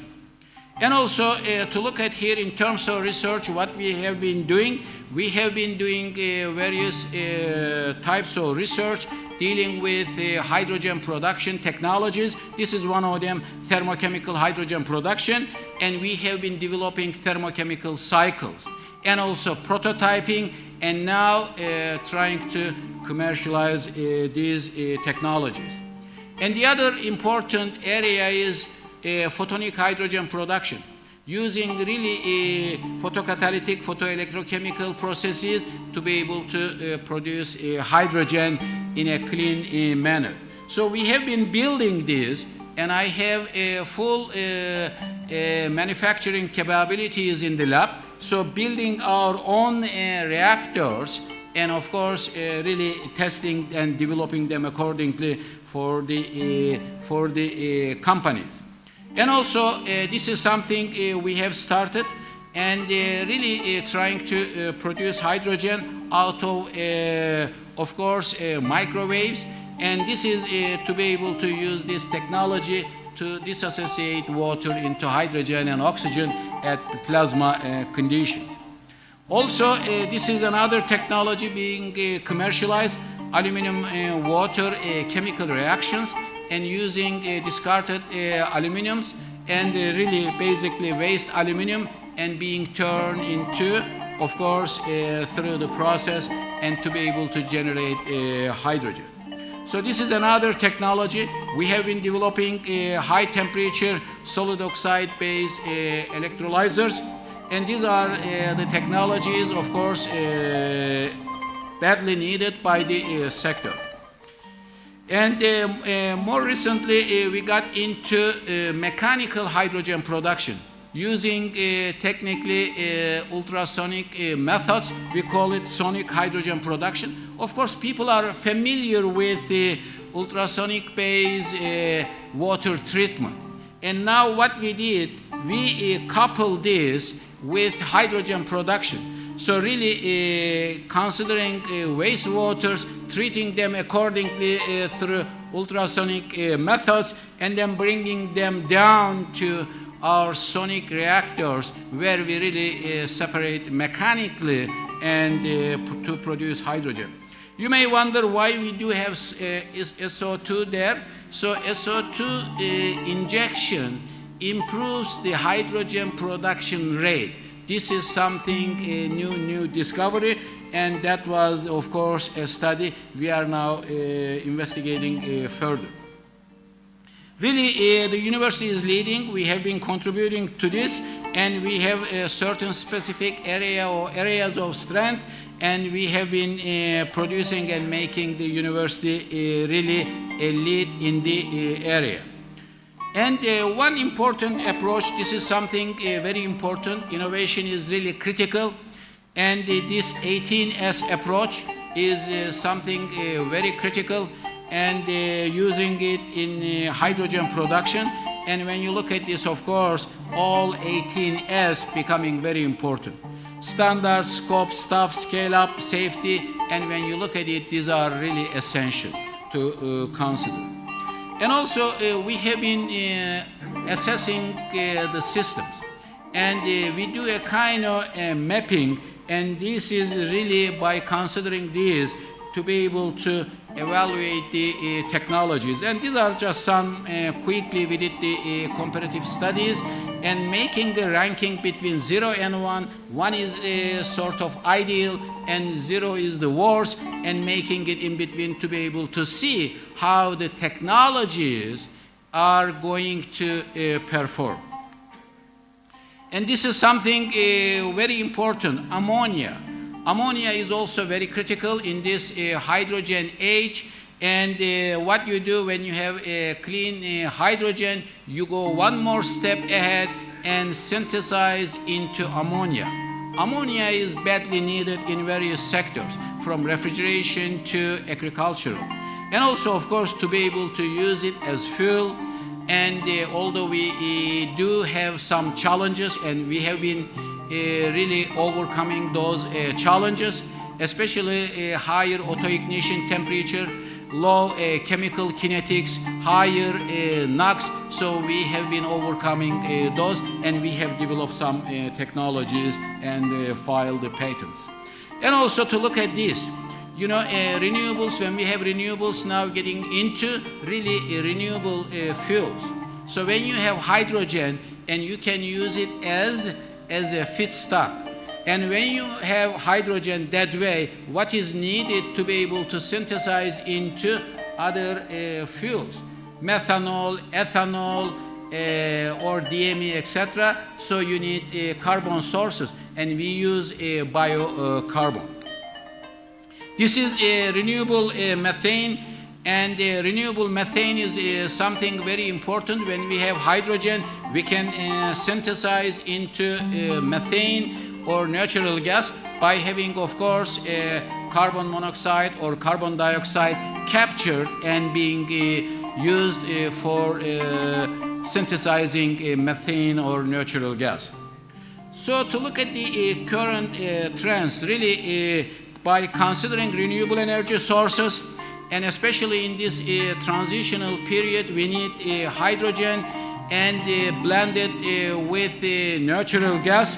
And this is something we have completed a project here in Turkey and supported by the Ministry of Energy and Natural Resources. And this was something we did with the partnership of Gazmer, and we built the system in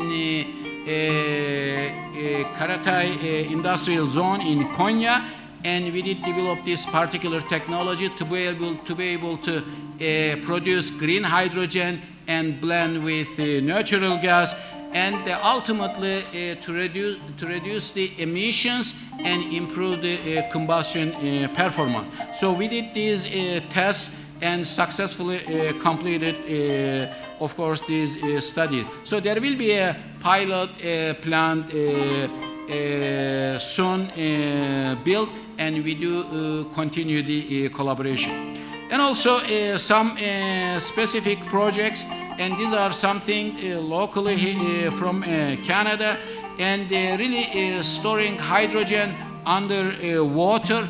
This is becoming very important, and this particular project is being developed locally, and to be able to store in these balloons, as you see, and really developing the systems for covering the local needs.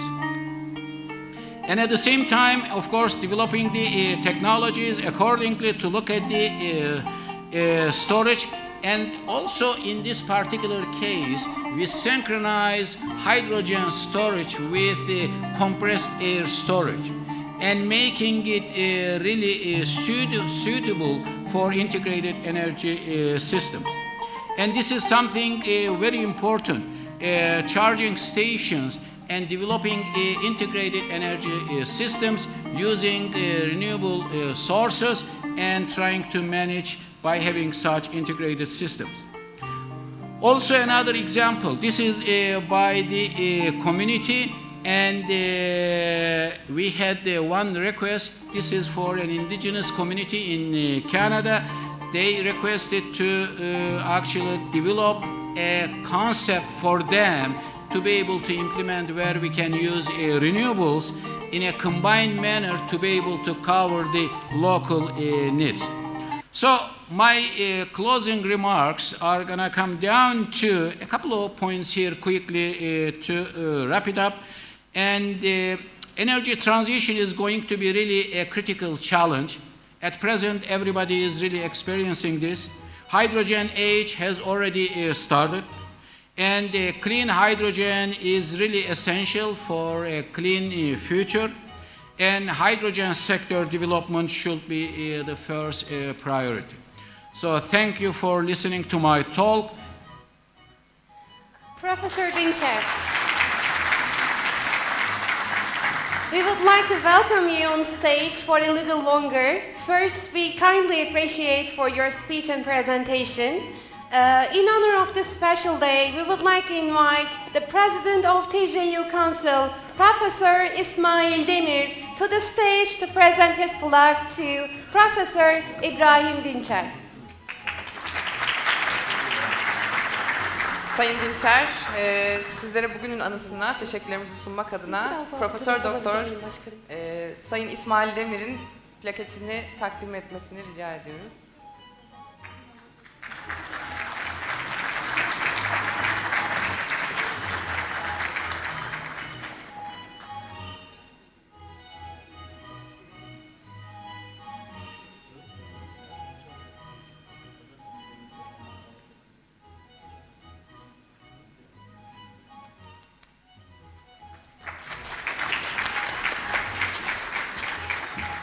Teşekkürler. Saygıdeğer konuklarımız, programımıza 15 dakikalık kısa bir ara veriyoruz. Ara sonrasında programımız Profesör Doktor Sayın Koichi Kusunoki'nin deprem bilimi ve afet yönetimi alanında sunum ve konuşmasıyla devam edecektir. Dear guests, now we will have a 15 minutes break. Later, we will continue our program with plenary speech on earthquake and disaster management will be given by Professor Koichi Kusunoki. Programımızın tekrar başlamasına son 1 dakika kalmıştır. Sizleri tekrardan salona davet ediyoruz. Ato ippundes. Dear guests, our program will start in 1 minute.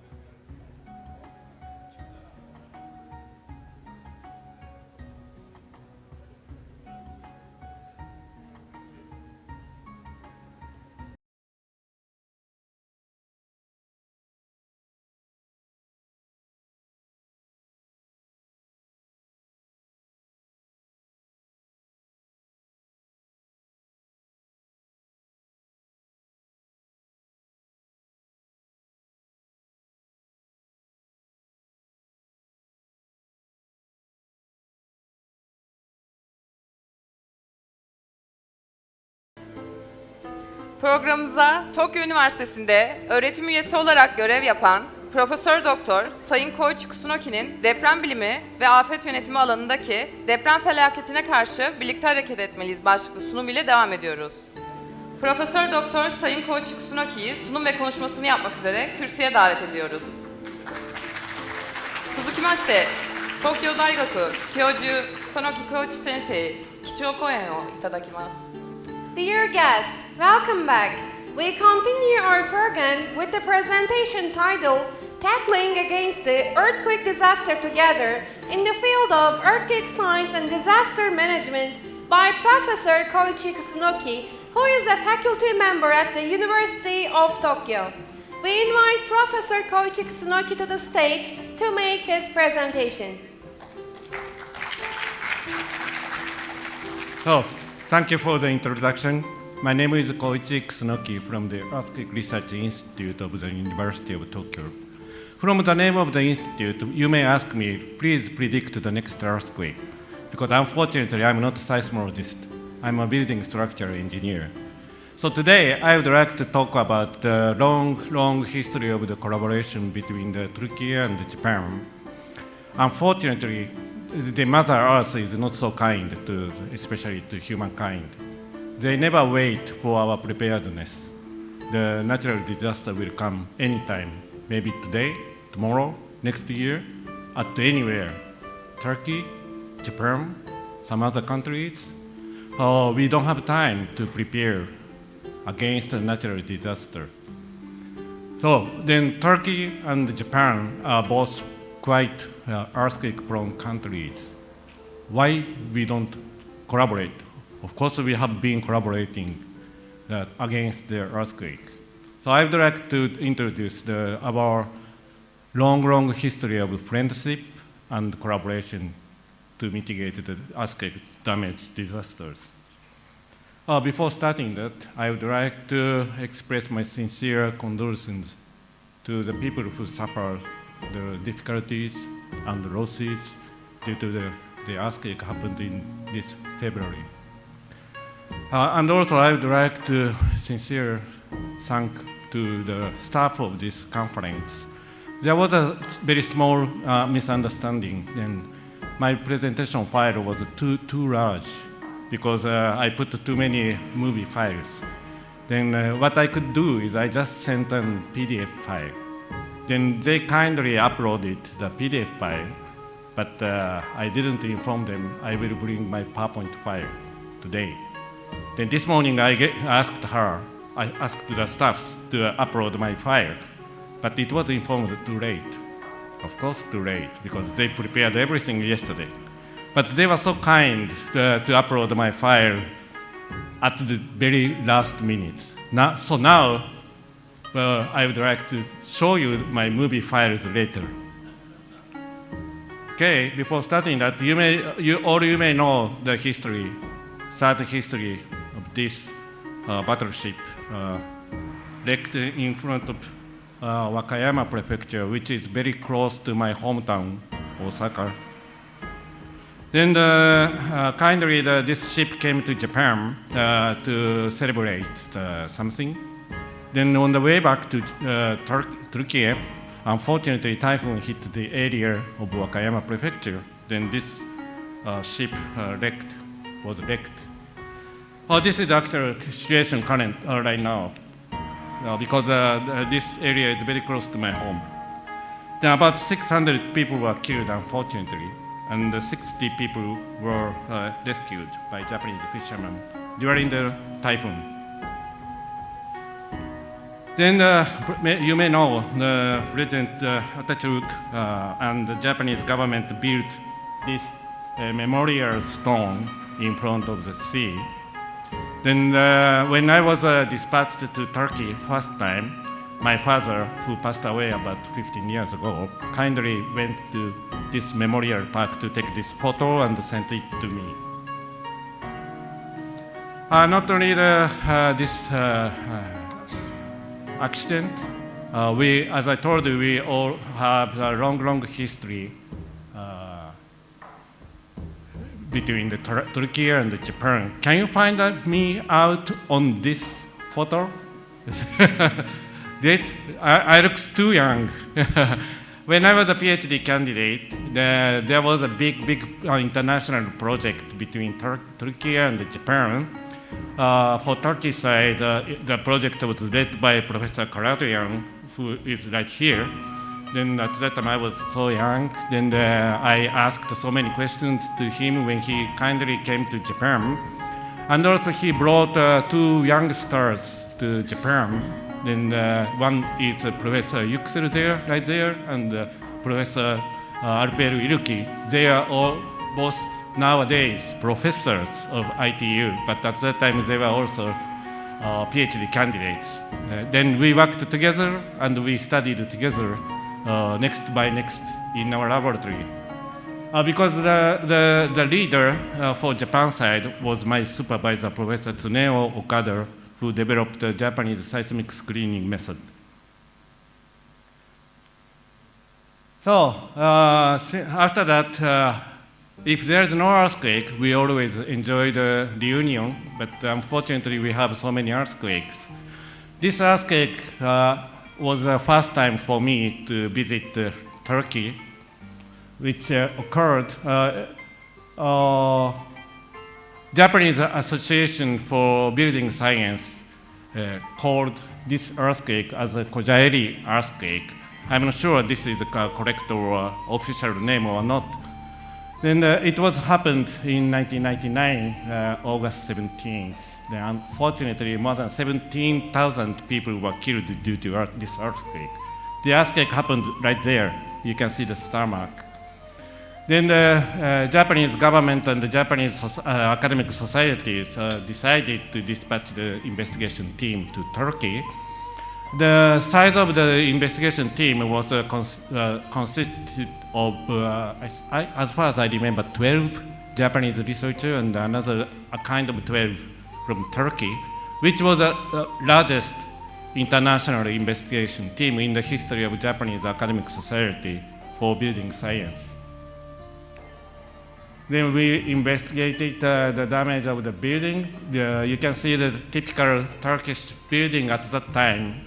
And also left side, you can see the big crack in the ground due to the earthquake. At that time, I think Mr. Tolga Onor worked together with me, who is right there. Where's Onarson? Yeah, good to see you again. He got his master's degree from the University of Tokyo. He's one of my best friends. Then unfortunately, the year of 2011, when the Great Tohoku earthquake happened in Japan in March, then unfortunately another pretty strong earthquake hit the Turkey, eastern part, then in October 23rd. And another earthquake happened in November 9th. You also, Japanese colleagues, may remember the name of the Miyazaki-san, who was a very kind volunteer, worked there. Then unfortunately he passed away. He was killed due to the second big earthquake. That strong earthquake collapsed the hotel where he stayed. Then again, the Japanese society decided to dispatch the investigation team. Then we visited there, then worked together with Professor Alper Rilke. Then you may know that Van is the city near to the Van Lake, far east of Turkey. Then you may know that the Van cat is quite famous there. Then, do you recognize what the Van cat? You see the eyes of the color are different. Yeah, that's quite. This photo was taken by myself. I was lucky to find out this cat there. Then it was a very chilly area. Then and also Mr. Miyazaki was killed due to the second great earthquake. No hotel was in service. Then I sent an email to Professor Rilke, where we are going to stay. Then he said, don't worry, we have a container. Then we had a domestic meeting with my colleagues. Then we checked his email. Then we talked, oh, what is a container? Probably he took a mistake. Then he was using some wrong word. But actually the containers were waiting for us. Then it was quite comfortable for Japanese people. Now, of course, there could be many defects and problems for the people who suffered the earthquake, but for us, we stayed just 1 week, so it's quite acceptable. Then on the way back, we took some memorial photos. Again, here you can see the Professor Rilke. He looks very young.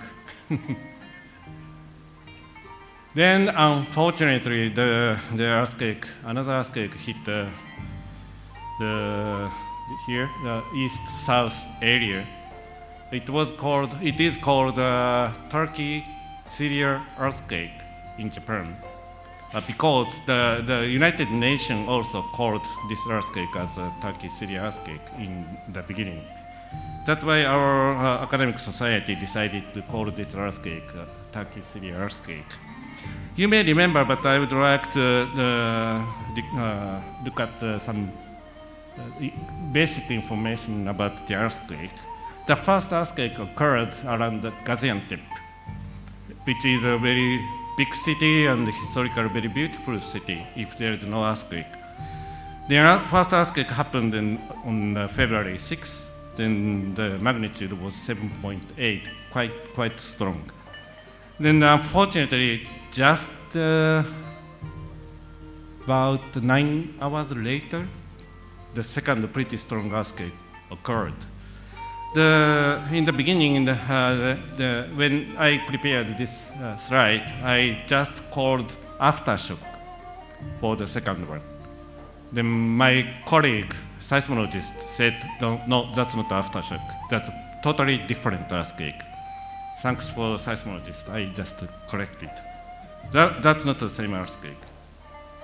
Then you see the Malatya is the northern end of the investigated area for us, and also Hatay, the Antakya, is the south end.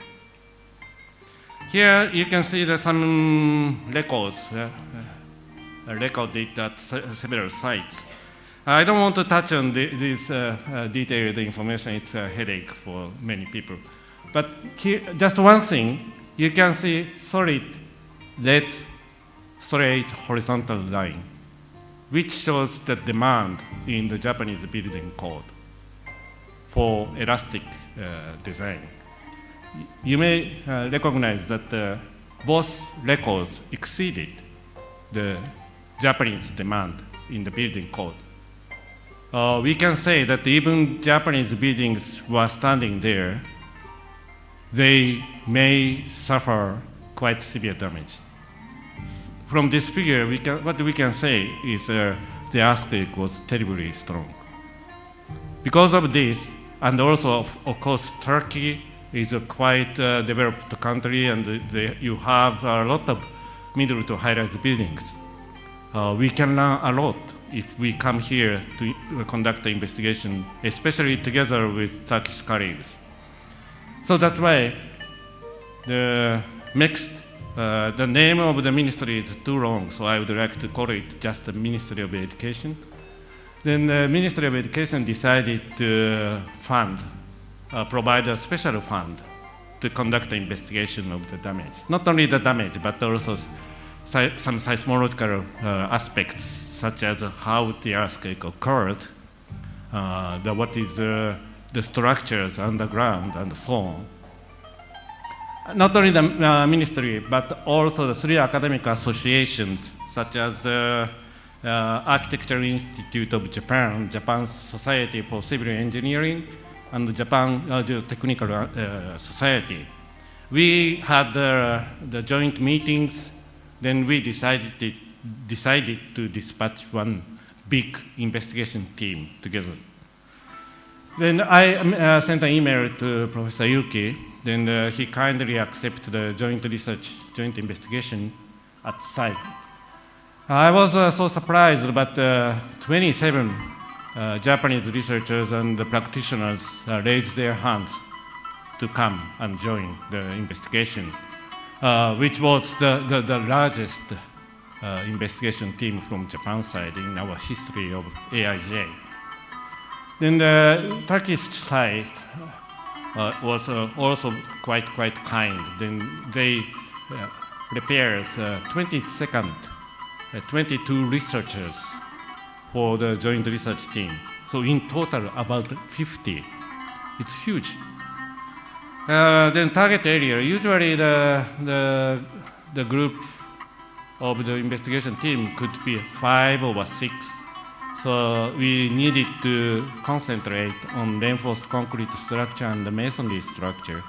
But this time, our group has about 50 researchers, together with Turkish colleagues. Then we investigated a lot of aspects, not only reinforced concrete structure, but also steel, which is the first time, I think, to have the steel guides for international investigation. And wall-type structure, masonry, hospital, base isolated buildings, and so on, which was a quite wide range investigation. So member list from Japan side, you can see that in total 27 researchers, not only from universities, but also the practitioners, construction companies. Even if you look at the names of the universities, a lot of universities joined the investigation team. I was assigned to be a leader of this investigation team. At the same time, I was assigned to be a leader of the investigation team funded by Ministry of Education. From Turkish side, Professor Ilki was a leader, and also again you can see a lot of researchers and universities from the Turkish side. The target area, you can see the epicenters in the star marks. We had about 1 week there. Then we tried to investigate most of all affected area. So northern part was, as I told you, Malatya. Then southern part, it's a border city to Syria, is Antakya. Then the distance from the north end to south end is about 400 kilometers, about 350 to 400. It's a long way, but there was no hotel to stay, only Gaziantep. It's a center, very close to the first epicenter. We stayed there, then in the early morning, we took the car to the north, to the south, then until the sunset. Then we came back to the hotel. It takes sometimes 2 hours or 3 hours. Oh, by the way, we conducted another investigation from last Sunday to yesterday. Then we came back to Istanbul with Professor Ilki. You see the names of the cities where we investigated. Oh, by the way, this timer is not working. I still have the 40 minutes. Do I need to start by myself? Sorry. I will try to finish in 40 minutes. So here, I would like to brief some damage investigation results. First city is Gölbaşı. It's a city facing to the big lake. Then, yeah, here, Gölbaşı, the location is there, right there. You can see the red rectangular box. Then this city is facing to the lake. The northern side is a big lake. Then you can easily imagine the ground soil condition is quite soft. Then the water level is very high. Then what happened? Liquefaction happens. Here, it's terrible. Then most of all buildings are inclined to the several directions. Then you see some buildings also collapse in the ground floor. The building lost the ground floor. Then fall down just vertically. You may think, no, nothing happened to that blue building, but actually the first story was gone. Then sometimes the car was in between the building and the ground. Here is the street. One of the streets, then you can see the buildings inclined a lot. Then you may feel dizzy if you walk through this street because you cannot find which is actually vertically straight. Everything inclined like this. Then this building also lost the first floor. That one also, you see the 3 very expensive cars, unfortunately gone. Then for the reinforced concrete structure was quite devastating. Before this earthquake, I visited so many affected area, including Chile, Turkey 2 times, and the United States, Kobe earthquake, Tohoku, Philippines, so many. Then before this earthquake, I thought there are many earthquake disasters.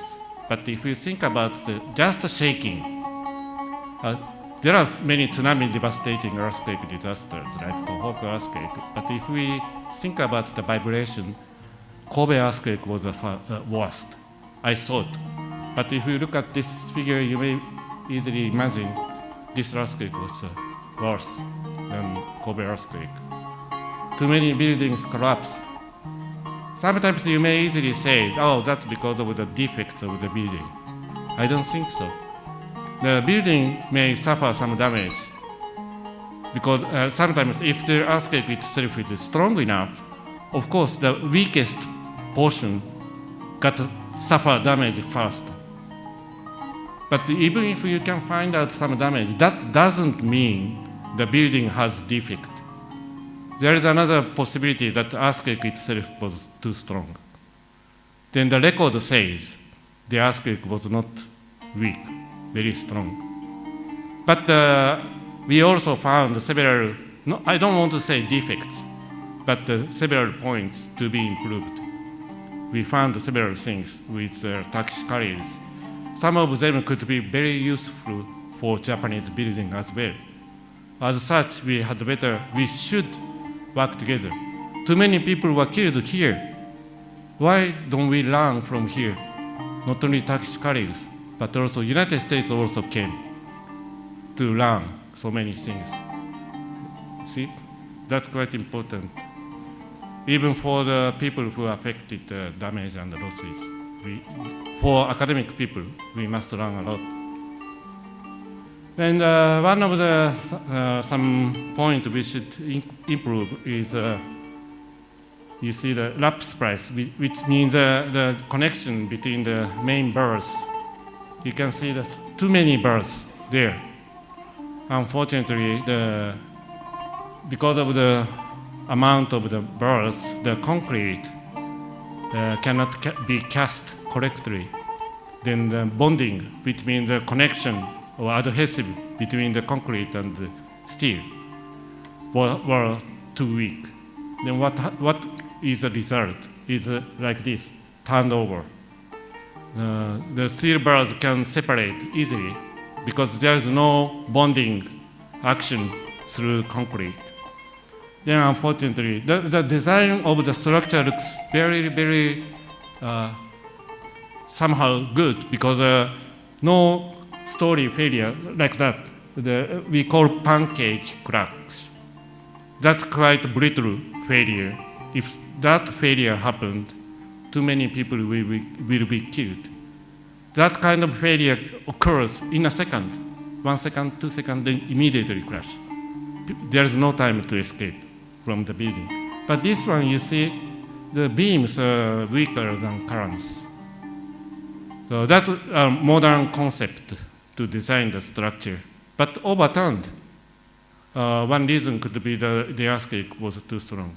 We should learn, Japanese people need to learn. We are also designing the structure like this, weak beam, strong column. But we don't know what will happen to the building during such an extremely strong earthquake. I would like to show one example. Here you can see the apartment complex consists of 7 buildings. They are quite identical. Just 3 buildings turned 90 degrees. Then we investigated the damage. Then all buildings suffer the quite severe damage in the same direction. What was again the too much reinforcement. I believe, which is quite unique, probably only in Turkey. Usually the owners want to cut down the cost. So they want structural engineers to reduce the amount of steels, to reduce the total cost. I talked to the folks in the affected area several times during the previous after the previous earthquakes. Then always the local owners told me I scared earthquake. If we can avoid the damage by putting the burr, I'm going to put. That's quite unique in the world. Yeah. Usually owner never say they want to do this. But I don't know that's the reason, but too much bars inside the reinforced concrete structure. Especially the columns on the ground floor is quite important because much more forces should be carried by the columns on the ground floor. Then unfortunately this building had some defects, but we are lucky, no collapse, no failure, just some local damage was observed. If we improve this portion, there could be no damage to this building. Here you can see tall hotels, but in front of the hotel, there used to be two, maybe 50-story building, but they totally overturned. Because you can see the bottom of the buildings, too much main birds. I don't want to count how many birds were in the column. Too much. Yeah. Anywhere. And also, it's called cold joint, which means we cast a concrete. Concrete is like a liquid. Then leave it for 4 weeks. Then it turned into the rock, a kind of. They are monolithic. It's monolithic 4 weeks later. But here you can see quite smooth surface. That's a joint of the casting concrete. That's a defect. We need to do some special treatment between the casting concrete, but unfortunately, probably they didn't do that.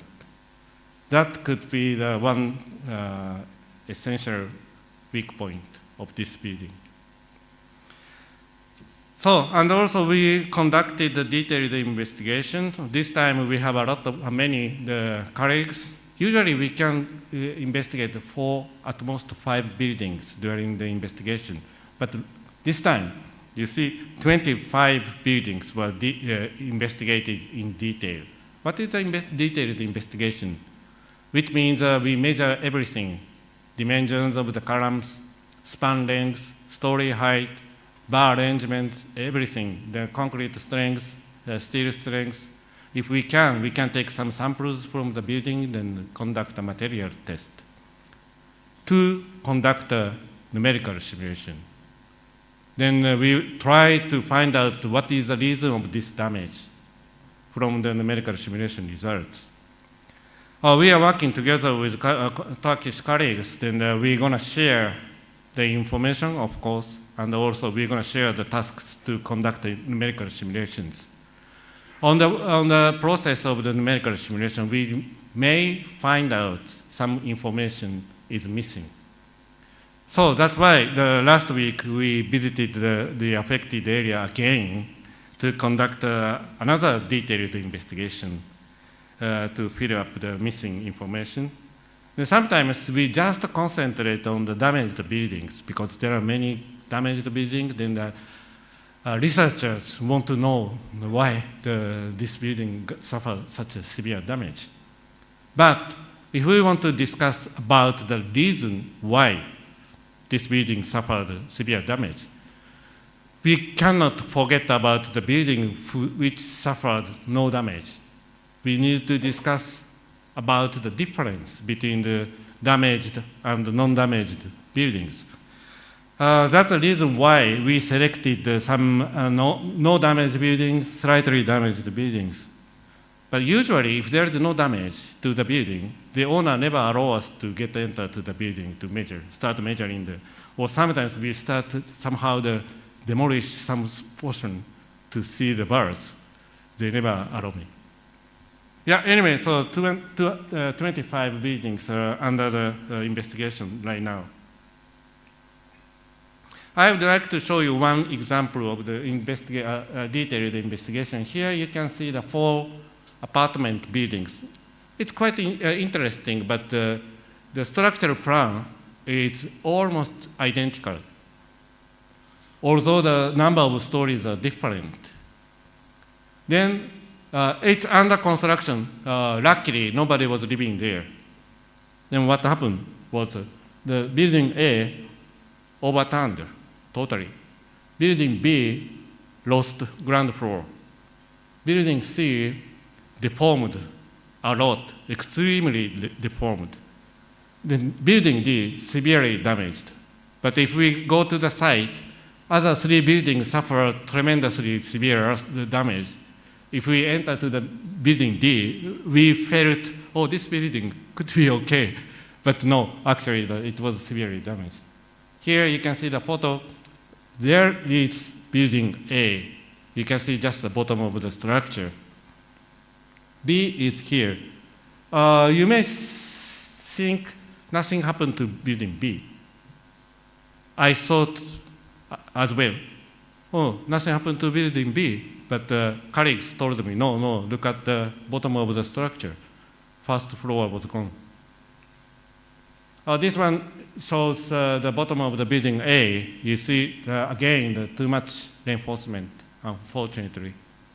Then it overturned. The moment cannot be carried by the amount of steel. I think the amount of steel looks okay, but the lack of bonding action could be one reason why.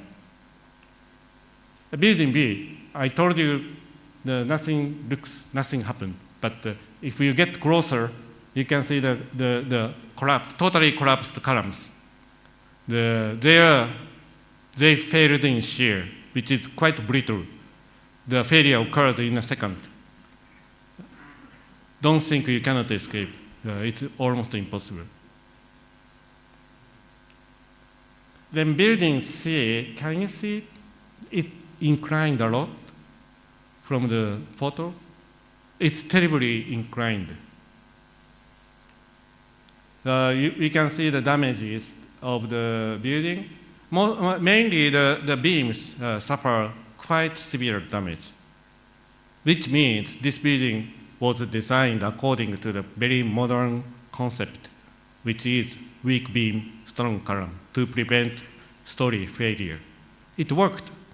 Building is still standing, but the deformation, enforced deformation, was tremendously large.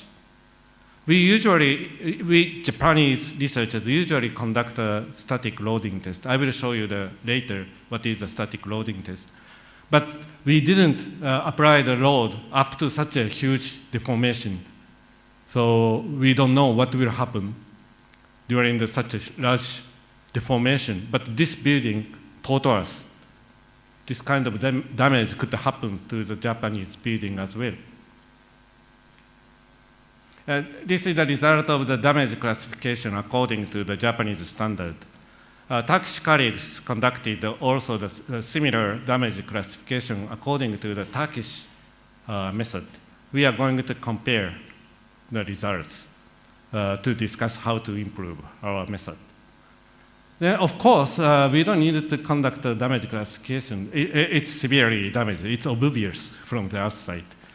But I would like to say is that the deformation, you see 6%. It's incredible, too large. We expect just 2% according to the Japanese building. Then we do not accept, but we expect probably the maximum deformation could be 2%. But according to the building code, the maximum acceptable deformation is 1.5%. But this building suffered 6%.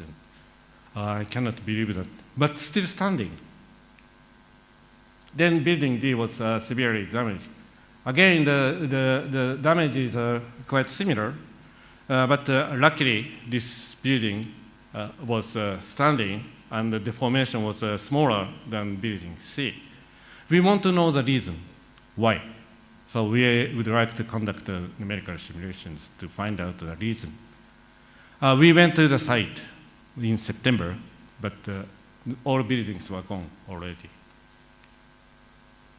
Then I would like to move to the next topic, how to make the city stronger against the earthquake. What can we do before earthquake comes? firstly, we should know what the earthquakes are. To do that, we need to put a lot of sensors on the ground and probably in the buildings. That's a seismic load side. The other side is the performance of the building. We should know the performance of the buildings. To do that, firstly, we need to go to the damaged area to learn what happened to the building. What is the damage of the building? And second one is to know the performance of each member, such as beam, column, walls, and so on. To do that, we need to conduct a static loading test.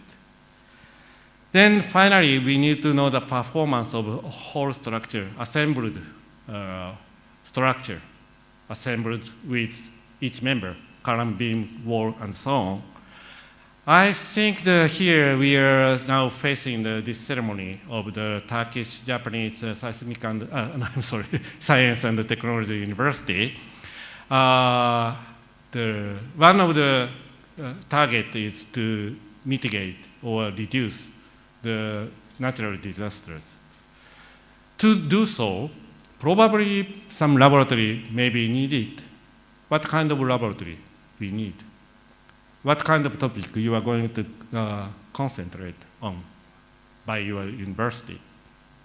What we can do? Oh, before that, the number of sensors. Before Kobe earthquake in Japan, we had 650 sensors to measure the seismic intensity. Then during the Kobe earthquake, we found, and after the Kobe earthquake, we found the number of 650 was not enough. Then nowadays, we have such a huge number of sensors, covers all over Japan. This is one way, but it's very costly to maintain. But I believe AFAT is doing the same thing to discuss about the earthquake itself. Then loading. This is the system. Here you can see the concrete part on the left side figure. That is the specimen. That's a column. Then you see the green steel frame. That will enforce the force to the column to simulate the situation during the earthquake. Of course, a quite simplified situation. This system was developed by Building Research Institute of Japan long time ago. Then the researchers in the world recognized, oh, this loading system is quite smart to reproduce many different situations during the earthquake. That's why this system is called BRI loading system till now. And this is quite old drawings for the first BRI loading equipment. Then left side is a new one. The BRI replaced the loading system to that one. Please remember that photo. We also exported this loading system to, for example, UTCB in Romania under the international collaboration. You see quite similar loading system. Then they are conducting the similar research to know what is the performance of the members, like columns, beams, walls, and masonry walls, which is common in Romania and Turkey in the world, except Japan. Also, SISMIT UNI in Peru, the National Technical University. We also have the international collaboration. Then we also installed a quite similar loading system led by Professor Carlos Sabara, who got a PhD from the University of Tokyo. You can see the very simplified load displacement relationship. This is the objective of the static loading test. This curve is showing the performance of this column. But you may ask me, but there are many different dimensions of columns, different amount of bars inside, different concrete strengths. You are right. That's why we need to conduct a lot of experimental tests. For that purpose, why we, Japan, only needed to conduct a loading test? We can share the specimen to make a huge database with Turkey, Peru, Romania, and many other countries. That's what Japanese research institutes are now working on that. They also conducted this kind of static loading test, outside loading test. Very similar test was conducted by Professor Ilki in Turkey. Like this, I hope to, this one was tested in BRI. The loading system is rather big. Then we used several hydraulic oil jack to the specimen, which was scaled down to 1/3, but a 6-story reinforced concrete structure. You may see it's animation. It takes time. It's a static, not dynamic. How you can know how long it took? You see the clock. The time flies so quickly. Just one cycle, it took about 6 hours. Then we finished this test in the midnight, 1 o'clock. Yeah, about 1 o'clock. So it takes time. But big advantage is we can observe how cracks propagate, no?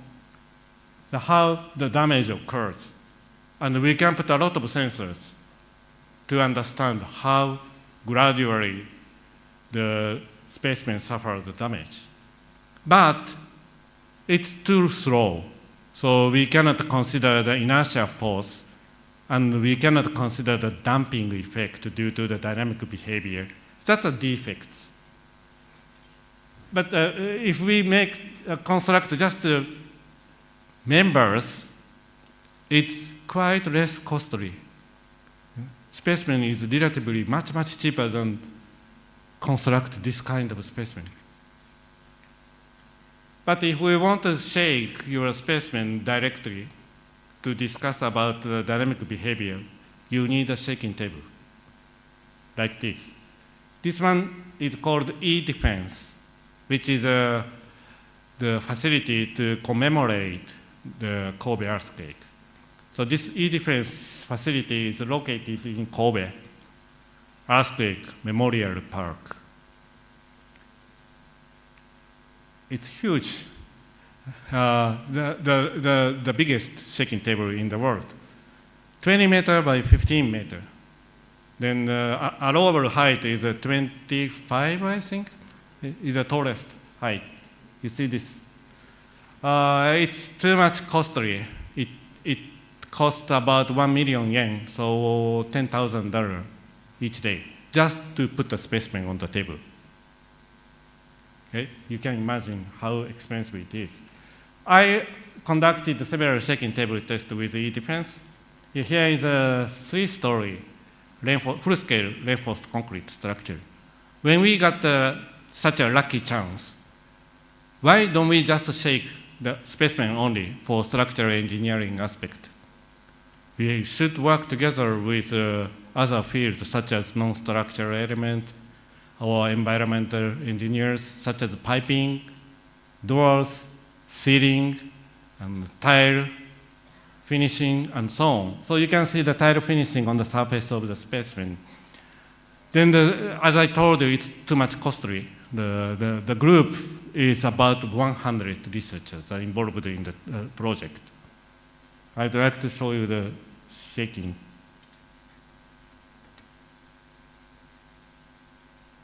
Unfortunately, we cannot hear the sound. But you see it? This is like a Kobe earthquake. In the beginning, always earthquake is very small. Then gradually it becomes larger and larger. The close-ups, we inputted several earthquakes before, so you can see the cracks. You see the window was broken. Then they start dancing.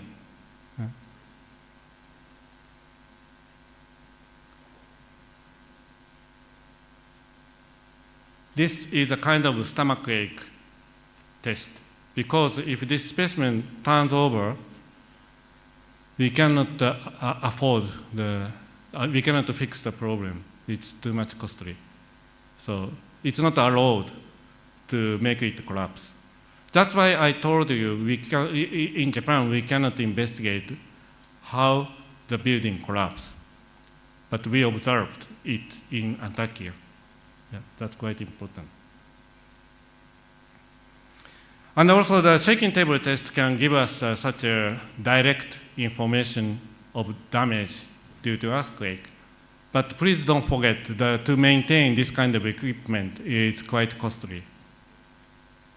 And specimen is quite expensive.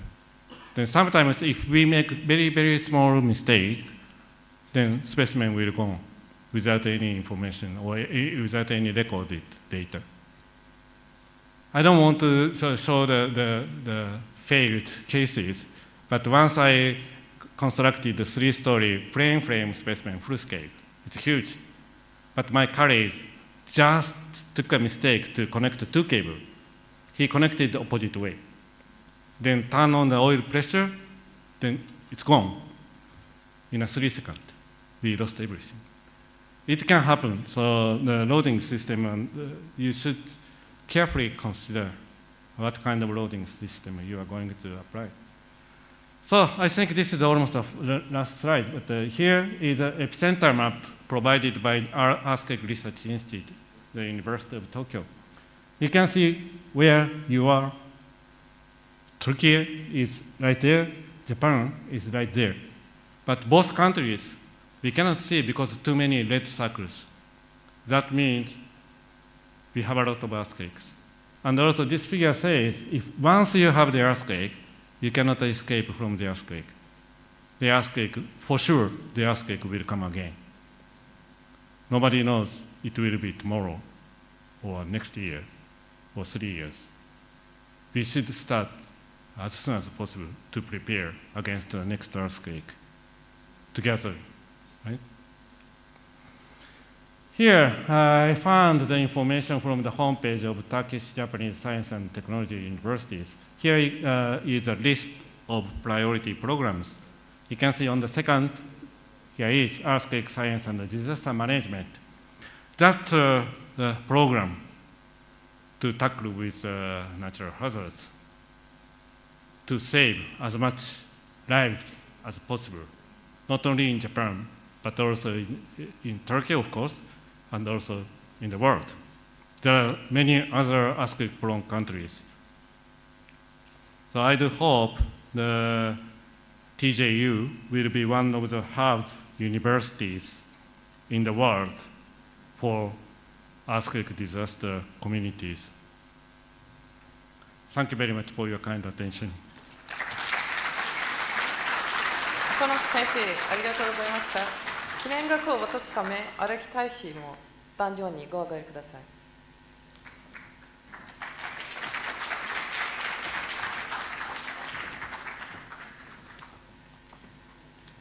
Mr. Kusunoki, if you please, we would like to welcome you on stage for a little longer.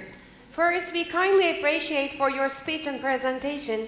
In honor of this special day, we would like to invite Mr. Araki, Vice President of TJU Council, to the stage to present his plaque to you, Professor Kusunoki.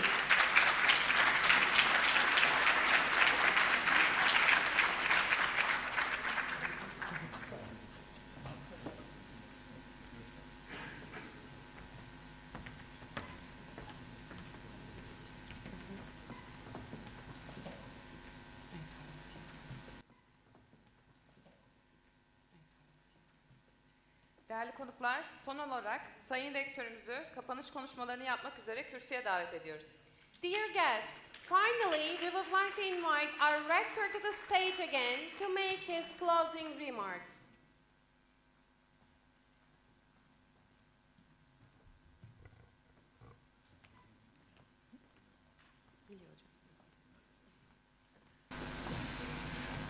Yeniden ben biraz Türkçe başlamak istiyorum, sonra İngilizceye dönmek istiyorum. Öncelikle bu önemli gününde hep birlikte olduğumuz için ben mutluyum. Sizlerin de mutlu olmanızı istiyorum. Hepinize çok teşekkür ediyorum. Çok sağ olun. İyi ki varsınız, iyi ki beraberiz. Dear distinguished members, I'm so happy that we are all here together to perhaps to see how TGU may be moving forward in a couple of years. And we'd like you to know more about the TGU programs. Definitely we have a website. I'd like you to visit that, and there are a lot of information in there. However, it is just something like new university or newborning university, it's not yet born. So we have so many things to do in our future. This university is, as it was indicated earlier, is not under the umbrella of Turkish Higher Educational Council system. So that may be a new model that can be used for other purposes, for other universities. However, there is always a question, do we have a similar universities existed around the globe? The answer is yes, there are many. One of them is the OIST, Okinawa Institute of Science and Technology. So we are currently learning a lot of things from them, and this is why we need the Japanese support and help to establish such university. Of course, there are other universities. I'm seeing now Hong Kong Polytechnic University is moving into this direction. Nanyang University is also moving into this direction. At the same time, I'm observing MIT, Stanford, and Caltech. They have now interdisciplinary programs, very similar to the departments what they have introduced. Now, before I conclude, I would like to express my respect and gratitude to everyone who contributed to realization of the Awareness Day. To the esteemed council members for their support, and to all my university staff for their devoted work, I am really thankful for them. In addition, I would like to express my gratitude to our dear friends who have always supported us in every challenge that we face. First and foremost, now I like to mention the names because I think I owe them. First and foremost, I would like to thank Tuzla Municipality Mayor of Tuzla, Dr. Shadi Yazıcı, Mayor of Pendik, Dr. Ahmet Cin, Chairman of the Board of Directors of Teknopark Istanbul, Professor Dr. Metin Yarabakan, and entire Teknopark staff. Definitely, thanks also to the Turkish Ambassador to Tokyo, the Embassy of Japan in Ankara, the Consulate General in Japan in Istanbul, JICA office of Turkey, and ITO Marmara Anatolian Imam Hatip High School for their support and contributions. With all my heart, I believe that our program has been successful with your support and participation.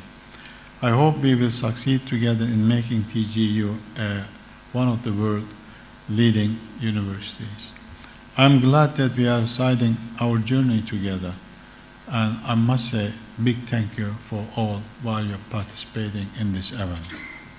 Now there are some young people, I like to call them, and I believe they are our future, the future of TGU, and I'd like them to say a couple of words for TGU. The floor is for them now, please.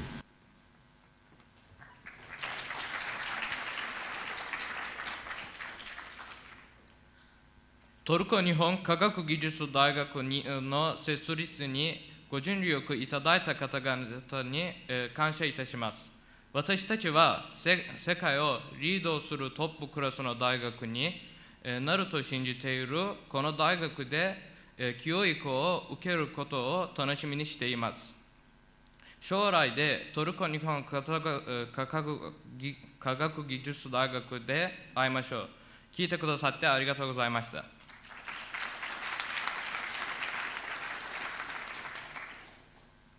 Thank you, Mr. President. Dear guests, we appreciate to all who contributed to the establishment of the Turkish-Japanese Science and Technology University. We look forward to study with you, we look forward to meet with you, and we look forward to work with you in our university, which we believe it will be one of the leading and the best universities in the globe. Thank you for your all kind attendance. We see our future at TJU. Thank you for your all kind attendance.